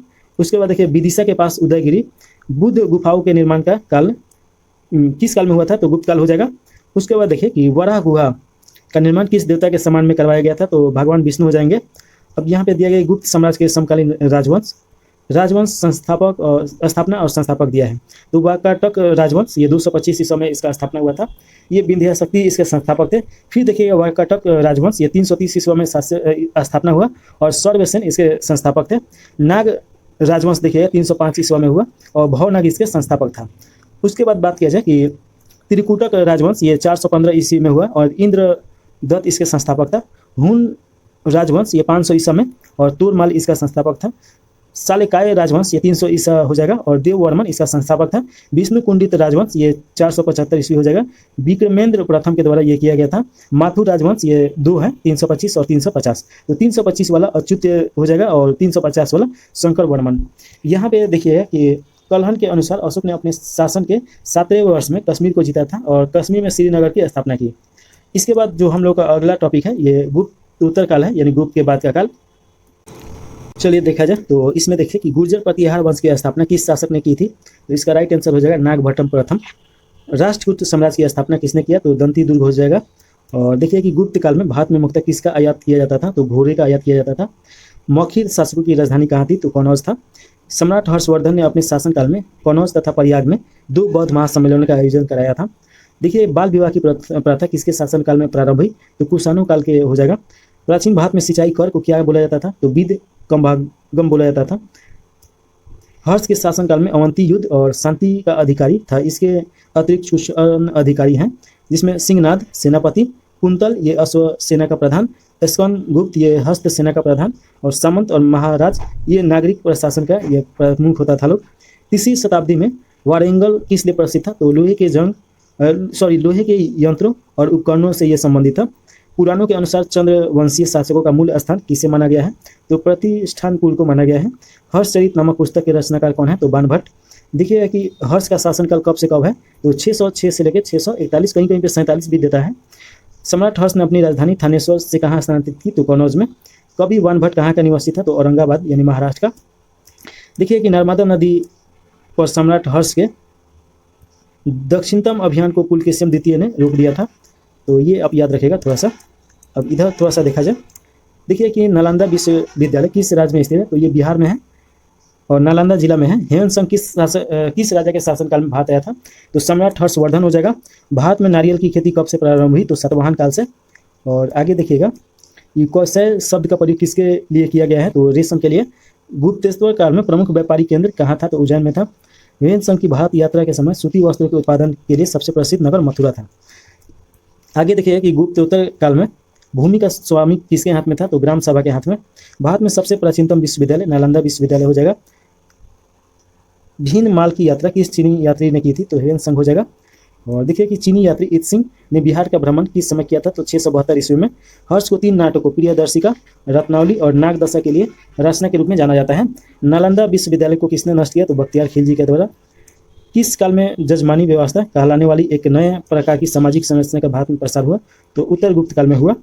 देखिए कि चीन में दूत भेजने वाला शासक, तो हर्षवर्धन के समय पुष्यभूति वंश, और नरसिंह द्वितीय के समय पल्लव वंश, यशोवर्मन के समय कनौज नरेश, और कलौगुप्त के समय चोल प्रथम हो जाएगा। यहाँ पे नीचे दिया गया है कि मौर्यों द्वारा प्रमुख सुदर्शन झील काठियावाड़ में जीवन उद्धार सत संवत रुद्र दमन प्रथम के द्वारा कराया गया था, तो ये आप थोड़ा सा याद रखिएगा। इसके बाद अगला जो हम लोग का टॉपिक है प्राचीन भारत में स्थापत्य कला। तो चलिए इसे देखा जाए। तो देखिए खजुराहो का मांगेतेश्वर मंदिर किस देवता को समर्पित है, तो शिव हो जाएंगे। 100 से अधिक बौद्ध गुफाएं कहाँ स्थित है, तो कन्हेरी में हो जाएगा, ये महाराष्ट्र में। पालीताना मंदिर किस नगर में अवस्थित है, तो भावनगर हो जाएगा। त्रिमूर्ति के नाम से कौन सी गुफा विख्यात है, तो एलिफेंटा। खजुराहो के मंदिर हिंदू एवं जैन धर्म से संबंधित है। इसका निर्माण चंदेल शासकों के द्वारा करवाया गया था, जो कि 950 से 1050 ईस्वी के बीच में था। एलोरा के प्रसिद्ध शैलकीर्ति मंदिर और गुफाएं किस धर्म से संबंधित है, तो हिंदी, बौद्ध और जैन हो जाएगा, ये तीनों धर्म। पशुपतिनाथ मंदिर किस देश में स्थित है, तो नेपाल हो जाएगा, काठमांडू। बौद्ध गुफा मंदिर में कौन सबसे प्रसिद्ध है, तो अजंता, महाराष्ट्र। एलोरा गुफाओं महाराष्ट्र में है, का निर्माण किस शासक ने कराया, तो राष्ट्रकूट के द्वारा कराया गया था। देखिए कि प्रसिद्ध नवीन सारण तीर्थ किस जनपद में है, तो सीतापुर हो जाएगा, मध्य प्रदेश, उत्तर प्रदेश सॉरी। शैलकीर्ति मंदिर स्थापत्य का आचार्य किससे माना जाता है, तो कैलाश मंदिर एलोरा का माना जाता है। एलिफेंटा के शैलकीर्ति मंदिरों को स्थापित करने का श्रेय राष्ट्रकूट शासकों को दिया जाता है। यहाँ की गुफाएं स्वयं धर्म से संबंधित हैं। और देखिएगा कि आगे एलोरा के प्रसिद्ध शिव मंदिर का निर्माण किस शासक ने करवाया था, तो कृष्ण प्रथम हो जाएगा, ये राष्ट्रकूट का शासक था। अंकुर वाट का विष्णु मंदिर कहाँ स्थित है, तो कंबोडिया में। किस धर्म को राष्ट्रकूटों का संरक्षक प्राप्त है, तो जैन धर्म हो जाएगा। कोणार्क सूर्य मंदिर का निर्माण किस शासक ने करवाया, तो नरसिंह देव वर्मन हो जाएगा। काला पैकोडा के नाम से किसे जाना जाता है, तो कोणार्क का सूर्य मंदिर, ये उड़ीसा में है। मढ़ौरा का सूर्य मंदिर किस राज्य में है, तो गुजरात में हो जाएगा। मुढेरा है, मढ़ौरा नहीं, मुढेरा। जगन्नाथ मंदिर किस राज्य में है, तो उड़ीसा में। जगन्नाथपुरी के नाम से भी जाना जाता है। और इधर दिया गया है, तो देखा जाए भुवनेश्वर तथा पुरी मंदिर का निर्माण किस शैली में हुआ है, तो नागर शैली में हुआ है। द्रविड़ शैली के मंदिरों में गोपुरम का तात्पर्य क्या है, तो तोरण के ऊपर बने अलंकृति और बहुमंजिला भवन से संबंधित है। उड़ीसा के भुवनेश्वर में स्थित लिंगराज मंदिर वहाँ के नष्ट हुए मंदिरों में सर्वाधिक बड़ा है, सबसे ऊंचा मंदिर भी है। देखिए कि चट्टानों को काटकर महाबलीपुरम का मंदिर किन शासकों के द्वारा बनाया गया था, तो पलाव हो जाएगा। प्राचीन नगर तक्षशिला किन 2 नदियों के मध्य में है, तो सिंधु और झेलम के बीच में है। ऐतिहासिक दिगंबर जैन तीर्थस्थल सेनगिरी कहाँ पर स्थित है, तो मध्य प्रदेश में है। प्रसिद्ध विरूपाक्ष मंदिर कहाँ है, तो हम्पी कर्नाटक में पड़ेगा। आदि शंकराचार्य ने ज्योति मठ उत्तराखंड, शारदा मठ द्वारिका और गोवर्धन मठ पुरी और वेदांत मठ सिंगरेरी की स्थापना किए थे। भारत के सांस्कृतिक इतिहास के संदर्भ में पंचायतन शब्द किसे निर्दिष्ट करता है, तो मंदिर रचना शैली को। और देखिएगा कि गेंगू कंडचोलम के मंदिर का निर्माण किस शासक ने करवाया था, तो राजेंद्र चोल हो जाएगा। राज चोल द्वारा निर्मित बृहदेश्वर मंदिर किस शैली का उदाहरण है, तो द्रविड़ शैली का। बोरोबुद्दुर का प्रख्यात स्तूप कहाँ पे स्थित है, तो इंडोनेशिया के जावा द्वीप में। मंदिर स्थापत्य कला यहाँ पे दिया गया है, यहाँ पे मंदिर और स्थिति यहाँ पे दिया गया है। तो देखिए कि मंदिर एरन का विष्णु मंदिर, ये एरन में पड़ेगा, सागर जिला मध्य प्रदेश। भूमेरा का शिव मंदिर, ये भूमेरा में पड़ेगा और सातना जिला मध्य प्रदेश। शिवपुर का लक्ष्मण मंदिर, यह शिवपुर में पड़ेगा, रायपुर जिला छत्तीसगढ़। तागवा का विष्णु मंदिर, यह तागवा जबलपुर मध्य प्रदेश में पड़ेगा। और देखिए कि नाचना कुठार का पार्वती मंदिर, ये नाचना कुठार में पड़ेगा, पटना में, और ये मध्य प्रदेश में है। भीतरगांव का कृष्ण मंदिर, ये भीतरगांव में पड़ेगा, कानपुर जिला उत्तर प्रदेश। पिपरिया का विष्णु मंदिर, पिपरिया में पड़ेगा, सतना जिला मध्य प्रदेश। देवगढ़ का दशावतार मंदिर, ये देवगढ़ में है, ललितपुर जिला हो जाएगा उत्तर प्रदेश। तो ये थोड़ा सा आप याद रखिएगा। माउंट आबू पर स्थित जैन का प्रसिद्ध दिलवारा मंदिर राजस्थान के सिरोही जिले में स्थित है, तो ये आप याद रखेगा। दक्षिण भारत के राजवंश और संगम युद्ध के बारे में हम लोग को अगले टॉपिक में पढ़ना है। चलिए देखा जाए चालुक्य वंश का सबसे महान शासक किसे माना जाता है, तो पुलकेशिन द्वितीय हो जाएंगे। दक्षिण भारत का कौन सा राजवंश अपनी नौसैनिक शक्ति के लिए प्रसिद्ध था, तो चोल हो जाएगा। मामलापुरम में रथ स्मारकों का निर्माण किस वंश के शासकों के द्वारा कराया गया था? तो पल्लव वंश। महाबलीपुरम के रथ मंदिरों का निर्माण किसने करवाया? तो नरसिंह वर्मन हो जाएंगे। और देखिए कि पांड्य राज किस वस्तु के उत्पादन के लिए प्रसिद्ध था? तो मोतियों के द्वीप के लिए। चोल काल में निर्मित नटराज की कांस्य प्रतिमा की देवाकृति की किस आकार की थी? तो चतुर्भुज हो जाएगा। दक्षिण भारत में चोल के स्थापत्य में विश्व की श्रेष्ठतम प्रतिमा नटराज की प्रसिद्ध कांस्य मूर्ति को माना जाता है, तो ये याद रखेगा। कवि कालिदास के नाम पर उल्लेखित किस लेख में हुआ है? तो ऐहोल के उत्कृष्ट लेख में किया गया है कालिदास का उल्लेख। और देखिए चोल राज किन क्षेत्रों में विभाजित था? तो कोरोमंडल तट और दक्कन के कुछ भाग हो जाएगा। कि राजवंशों के शासक अपने राज शासन काल में ही अपना उत्तराधिकारी घोषित कर देते थे, तो चोल वंश हो जाएगा। चोल साम्राज्य को अंततः किसने समाप्त किया? तो मलिक कफूर के द्वारा समाप्त किया गया अंततः। संगमकालीन प्रमुख साहित्य है, तो एक तरफ साहित्य दिया गया है, एक तरफ उसके रचनाकार दिया गया है, तो ये महत्वपूर्ण है, VVI है, जरूर याद रखेगा। तिरुकुरल या कुरल ये तिरुवल्लुवर के द्वारा रचनाकार है। अहनानूर ये रुद्र शर्मन। और तोलाका पीएम ये देखिए कि तोलाका पीएम के द्वारा। जीवक चिंतामणि ये तिरुका देवर हो जाएगा। शिल्पाधिकारम ये इलंगो आदि हो जाएगा। मणि मैखले शिकलय त्रेसात नार हो जाएंगे। और डुगुर गुरुपाध्याय ये देखिए कि नकीकर के द्वारा लिखा गया था। देखिएगा इधर अब देखा जाए प्रमुख राजवंश, राजधानी तथा संस्थापक, तो देखिएगा यहाँ पे राजवंश दिया गया है, राजधानी और संस्थापक दिया गया है, तो ये देखना है हम लोग को। देखिए चोल वंश का राजधानी तंजौर था और संस्थापक विजयालाल चोल। पल्लव वंश देखिए कि कांचीपुरम में राजधानी और सी विष्णु इसके संस्थापक थे। राष्ट्रकूट देखिए कि माणिखेत में और दंती दुर्ग इसके संस्थापक थे। होयसल वंश देखिए कि द्वार समुद्र में राजधानी था, विष्णुवर्धन इसके संस्थापक थे। काकतीय वंश अमरकुंड इसके राजधानी था, बीटा प्रथम इसका संस्थापक थे। गंग वंश देखिए तो कुंवरलाल तलकांड इसके राजधानी था और बृहस्पति पंचम इसका संस्थापक था। उसके बाद देखिए पाल वंश इसका मुंगेर हो जाएगा राजधानी और भोपाल इसके शासक हो जाएंगे। सेन वंश लखनौती और इसके सामंत सेन इसके संस्थापक हैं। पांड्य वंश का राजधानी मदुरै था, संस्थापक डोडियोन है। गुर्जर प्रतिहार का देखिए कि आपका राजधानी कौनौज था और नागभट्टम इसके संस्थापक हैं। चालुक्य कल्याणी का माणिखेत कल्याणी ये तैलप द्वितीय के द्वारा स्थापना किया गया था। चालुक्य बादामी का देखिए तो वातापी हो जाएगा। जय सिंह इसके प्रथम मतलब इसके क्या बोलेंगे संस्थापक थे। चालुक्य यानी वेगी ये वेगी देखिए राजधानी और विष्णुवर्धन के द्वारा स्थापना किया गया था। गहरवाल वंश वाराणसी और इसका ज्ञानदेव हो जाएंगे संस्थापक। देखिए कि सोलंकी वंश इसका राजधानी अहिलवाड़ था और मूल राज इसके संस्थापक थे। परमाल वंश ये धारा नगरी उपेंद्र इसके संस्थापक था। कलचुरी वंश त्रिपुरी इसका राजधानी है और कोकण इसका संस्थापक हैं। चौहान वंश अजमेर और अहिच्छत्र इसे वासुदेव के द्वारा स्थापना किया गया था। चंदेल वंश खजुराहो महोबा हो जाएगा, ननु के द्वारा स्थापना किया गया था। मीनाक्षी मंदिर कहाँ है? तो मदुरै में है, तो ये याद रखेगा। और देखिए कि चोले के अधीन ग्राम प्रशासन के बहुत से अभिलेख किन अभिलेखों में है? तो उत्तर मेरूर हो जाएगा। इसके कार्यकाल में चीन ने 72 व्यापारी भेजे थे, तो कुलोतुंग प्रथम हो जाएंगे। बंगाल की खाड़ी को चोल झील का स्वरूप प्रदान करने वाला शासक कौन था? तो राजेंद्र प्रथम। नौसैनिक शक्ति के विस्तार में किए गए थे। संगम साहित्य में देखिए कि किस दक्षिण राजवंश का उल्लेख नहीं मिलता है? तो कदम्बन हो जाएगा। धार्मिक कविताओं का संग्रह पूरा किस भाषा में रचित है? तो तमिल में। कदम्बी राजाओं की राजधानी कहाँ है? तो वनवासी में है और वनवासी में था। कदम्बन राज्य की स्थापना मयूर शर्मन ने की थी। कदम्बों ने देखिए 4वीं शताब्दी में उत्तरी कर्नाटक और कोंकण में अपनी सत्ता का स्थापना किए थे लोग। और देखिए कि तमिल रामायण या रामा अवतारम के लेखक कौन है? तो कम्मन है। चलिए देखिए आगे। श्रीलंका को पूर्ण स्वतंत्रता किस चोल राजा ने प्रदान की और सिहल के राजकुमार के साथ अपनी पुत्री का विवाह कर दिया? तो कुलोतुंग प्रथम हो जाएंगे। चोल देखिए कि दक्षिण भारत में उत्तम ग्रामीण प्रशासन के लिए जाने जाते हैं, तो ये आप याद रखेगा। यहाँ से क्वेश्चन बार बार आता है कि ग्राम प्रशासन से संबंधित कौन सा जाने जाते हैं? तो चोल हो जाएंगे। दक्षिणी भारत का प्रसिद्ध टोकोलम का युद्ध किसके मध्य में हुआ था? तो चोल और राष्ट्रकूटों के मध्य में हुआ था। आगे देखिए कि वह बंदरगाह जिसका उल्लेख पोंडू के नाम से दी पेरिप्लस ऑफ द एरिथ्रियन सी के लेखक ने किया है, तो अरिका मेंडू हो जाएगा। संगम साहित्य में वर्णित कनकी यानी कि कनगी कौन है? तो तमिल महाकाव्य मणि मैखले की नायिका है। देखिए ये कनगी पूजा यानी पत्नी, इसका हिंदी होगा पत्नी पूजा का उल्लेख संगम साहित्य में मिलता है। चेर राजाओं में सबसे प्रसिद्ध सेनगुटुवन था जो नेदुन जनरल का पुत्र था। इसके काल में विशेष घटना पत्नी पूजा यानी कि कनकी पूजा प्रारंभ हुई, जिससे आदर्श और पवित्र पत्नी की मूर्ति की पूजा की जाती थी। देखिएगा कि संगम युग का कौन सा ग्रंथ बौद्ध धर्म से संबंधित है? तो मणि मैखले हो जाएगा। और दक्षिण भारत के किस वंश के राजा 26 ईसा पूर्व में रोम में एक दूत भेजे थे? तो पांड्य। तुल्कापियम ग्रंथ किससे संबंधित है? तो तमिल व्याकरण और काव्य से संबंधित है। तुल्कापियम संगम तमिलों का प्राचीनतम उपलब्ध ग्रंथ है। किसी नदी को पांड्य राज की जीवन रेखा कहा गया है तो वेगी हो जाएगा। कन्नड़ साहित्य के त्रिरत्न कौन है? तो पंपा, पूना और रत्ना या रना। संगम काल के चोल शासकों में सबसे प्रतापी शासक कौन था? तो ये करिकाल था।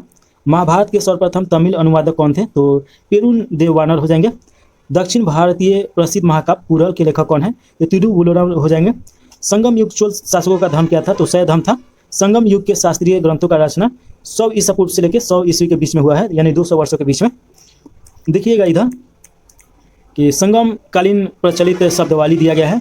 यहाँ पे दिया गया है वर्यम, क्षेत्र की उपज की दृष्टि से लिए जाने वाला कर है। वर्यम वसूलने वाला अधिकारी होता था। कराई देखिए कि भू राजस्व या लगान, उपज का 1/6 भाग राज्य की आय का प्रमुख स्रोत है। इराई देखिएगा कि सामंतों द्वारा दिए जाने वाला प्रमुख कर या युद्ध में लुटे हुए माल पे राज्य का हिस्सा था। इराबू देखिए कि जबरन दिए जाने वाला उपहार था। उलगू या संगम ये सीमा शुल्क या मार्ग कर था, राज्य की आय का दूसरा सर्वप्रमुख स्रोत था। कटमई या पांडुवन ये राजा को दिए जाने वाला शुल्क था। माँ व बेली ये भूमि माप इकाई था। कलम देखिए कि अनाज के तौल की इकाई था। और देखिए कि संगमकालीन साहित्य में राजा के लिए कोन, को और मनन शब्द प्रयुक्त होते थे। संगम ग्रंथों में देखिए कि मुरुगन किस देवता से साम्य रखते थे? तो स्कंद हो जाएंगे। अन्य नाम कार्तिकेय, कुमार और सुब्रमण्यम हो जाएगा। प्राचीन तमिल में उपज कृषि भूभाग को क्या कहा जाता है? तो मलुदम हो जाता है। संगम युग में देखिए कि चोल राज्य की राजधानी उदय से पुहार स्थानांतरित करने का श्रेय जाता है, तो वरिकाल को जाता है। संगम काल में सर्वाधिक प्रचलित व्यवसाय क्या था? तो वस्त्र उद्योग था। तमिल साहित्य में यूनानी रोमन व्यापारियों को क्या कहा गया है? तो यमन बोला गया है। और आगे देखिएगा कि संगम युग में उरयूर कपास सूती वस्त्र के व्यापारियों के लिए विख्यात था। किस संगम युगीन शासक द्वारा पणिपाले के रचनाकार रुद्रकर्ण को 16 लाख स्वर्ण मुद्राएं प्रदान की गई थी? तो करिकाल हो जाएगा। वह संगमकालीन तमिल साहित्य जिसमें भक्त प्रहलाद का वर्णन मिला है, तो परिपादल हो जाएगा। किस पांड्य शासक ने समुद्र पूजा प्रारंभ किया था? तो नेडियोन हो जाएगा। तो ये आप याद रखेगा। राजेंद्र प्रथम ने गंगकोड चोलपुरम को अपनी नई राजधानी बनाया तथा स्वयं गंगकोड चोल की उपाधि धारण किया, तो ये आप याद रख सकते हैं। देखिए प्राचीन साहित्य एवं साहित्यकार, इसका अगला टॉपिक है प्राचीन भारत का। हिंदू विधि की एक प्रसिद्ध पुस्तक कौन सा है? तो देखिए कि देखिए हिंदू विधि की प्रसिद्ध पुस्तक दाय भाग के रचनाकार कौन है? तो जीमूत वाहन है। मेरुतुग द्वारा रचित प्रबंधन चिंतामणि में वर्णन शासकों का वर्णन है। तो गुजरात के शासकों का आर्यभट्ट कौन थे? तो भारतीय गणित और खगोल शास्त्री थे। बंगाल के शासक रामपाल की जीवन कथा रामचरित के रचनाकार कौन है? तो संध्याकर नंदी हैं। कलहन द्वारा रचित राजतरंगी को किसने आगे बढ़ाया? तो जुनराज और श्रीवर के द्वारा आगे बढ़ाया गया। पंचतंत्र मूल रूप से किसके द्वारा लिखी गई? तो पंडित विष्णु शर्मा के द्वारा। देखिए पंचतंत्र भारत की सर्वाधिक बार अनुवादित साहित्य पुस्तक मानी जाती है। मूलतः संस्कृत में रचना इस पुस्तक का 15 भारतीय भाषाओं और 40 विदेशी भाषाओं में अनुवाद हुआ है। मुगल काल में इसका पारसी अनुवाद और अनुवार्य सुहली शीर्षक के रूप में किया गया था। अष्टधानी के रचनाकार पाणिनि है, माना नहीं जाता है। रचक संहिता नामक पुस्तक किस विषय से संबंधित है? तो चिकित्सा हो जाएगा। पृथ्वीराज रासो के रचनाकार कौन है? तो चंद्रबरदाई है। दशम कुमार चरित्रम के लेखक कौन है? तो डांडी। गणित की पुस्तक लीलावती के लेखक कौन है? तो भास्कराचार्य हो जाएंगे। कि गीत गोविंद के रचयिता जयदेव किसकी सभा को सुबोधित करते थे? तो लक्ष्मण सेन के ये दरबार में रहते थे। मिलिंद पन्हु किस भाषा के ग्रंथ है? तो पाली भाषा का यह ग्रंथ है। और देखिए कि नागानंद रत्नावली प्रियदर्शिका के रचयिता कौन है? तो हर्षवर्धन। शिल्पादिकारम के लेखक इग्लो हैं। और संस्कृत ग्रंथ पृथ्वीराज विजय के लेखक कौन है? तो जगनक है। विश्वकोश ग्रंथ किसे कहा जाता है? तो बृहत संहिता को बोला जाता है। और देखिएगा सौंदरानंद किसकी रचना है? तो अशोक घोष की रचना है। मनु स्मृति मूर्ता किससे संबंधित है? तो समाज व्यवस्था से संबंधित है। भारत का प्रथम विधि निर्माता किसे माना गया है? तो मनु को माना गया है। देखिए कि मिलिंद पन्हु नामक राजा यानी मिलिंद, इसे मिलांडर भी बोला जाता है, किस बौद्ध भिक्षु के मध्य संवाद है? तो नागसेन। देखिए कि ये क्वेश्चन पूछते हैं मिलिंद और नागसेन उत्तर देते हैं और इसी को मिलिंद पन्हु बोला जाता है, यानी मिलिंद का प्रश्न। कश्मीर में हिंदू राज्य का इतिहास किस ग्रंथ से पता चला है? तो कलहंस के राजतरंगी से। गाथा सप्तशती नामक मुक्त काव्य किसकी रचना है? तो हाल की है। बीज गणित के क्षेत्र में अपने योगदान के लिए कौन जाने जाते हैं? तो भास्कराचार्य जाने जाते हैं। देखिए गुप्त काल के महत्वपूर्ण रचना यहाँ पे दिया गया है। कालिदास के द्वारा देखिए कि इनका रचना कौन कौन है? तो आपका मालविका अग्निमित्रम हो जाएगा, अभिज्ञान शकुंतलम हो जाएगा, मेघदूत, ऋतु संहारण हो जाएगा, कुमार संभवन, रघुवंशम और विक्रमो वर्ष्यम हो जाएगा। विशाख दत्त का देखिएगा कि देवी चंद्रगुप्तम, मुद्रा राक्षस प्रमुख ये इनका रचना है। दंडी का देखिएगा कि 10 कुमारम चरित्र और काव्य दर्शन। सिद्धसेन का नया अवतार हो जाएगा। और देखिए भास का स्वप्न वासन दत्तम हो जाएगा, चारु दत्तम हो जाएगा। विष्णु शर्मा के द्वारा पंचतंत्र लिखा गया है। चरक का चरक संहिता हो जाएगा। आर्यभट्ट का ब्रह्म सिद्धांत और बुद्ध घोष का विशुद्ध मग्न हो जाएगा। असंग का देखिएगा योगाचल और भास का तुरुभंग हो जाएगा। भारवी का कीर्तार्जुनियम हो जाएगा। अमर सिंह का अमरकोश हो जाएगा। वत्स भट्टी का रावण वध हो जाएगा।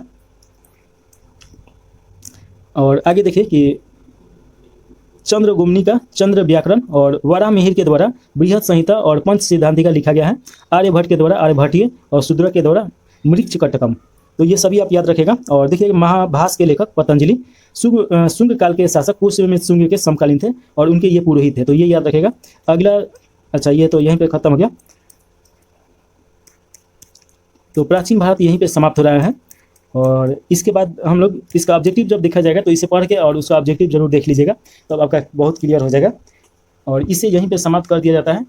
जय हिंद, जय भारत। आप कोई भी सलाह कमेंट बॉक्स में दे सकते हैं। यहाँ तक आए हैं तो लाइक ज़रूर करके जाइए।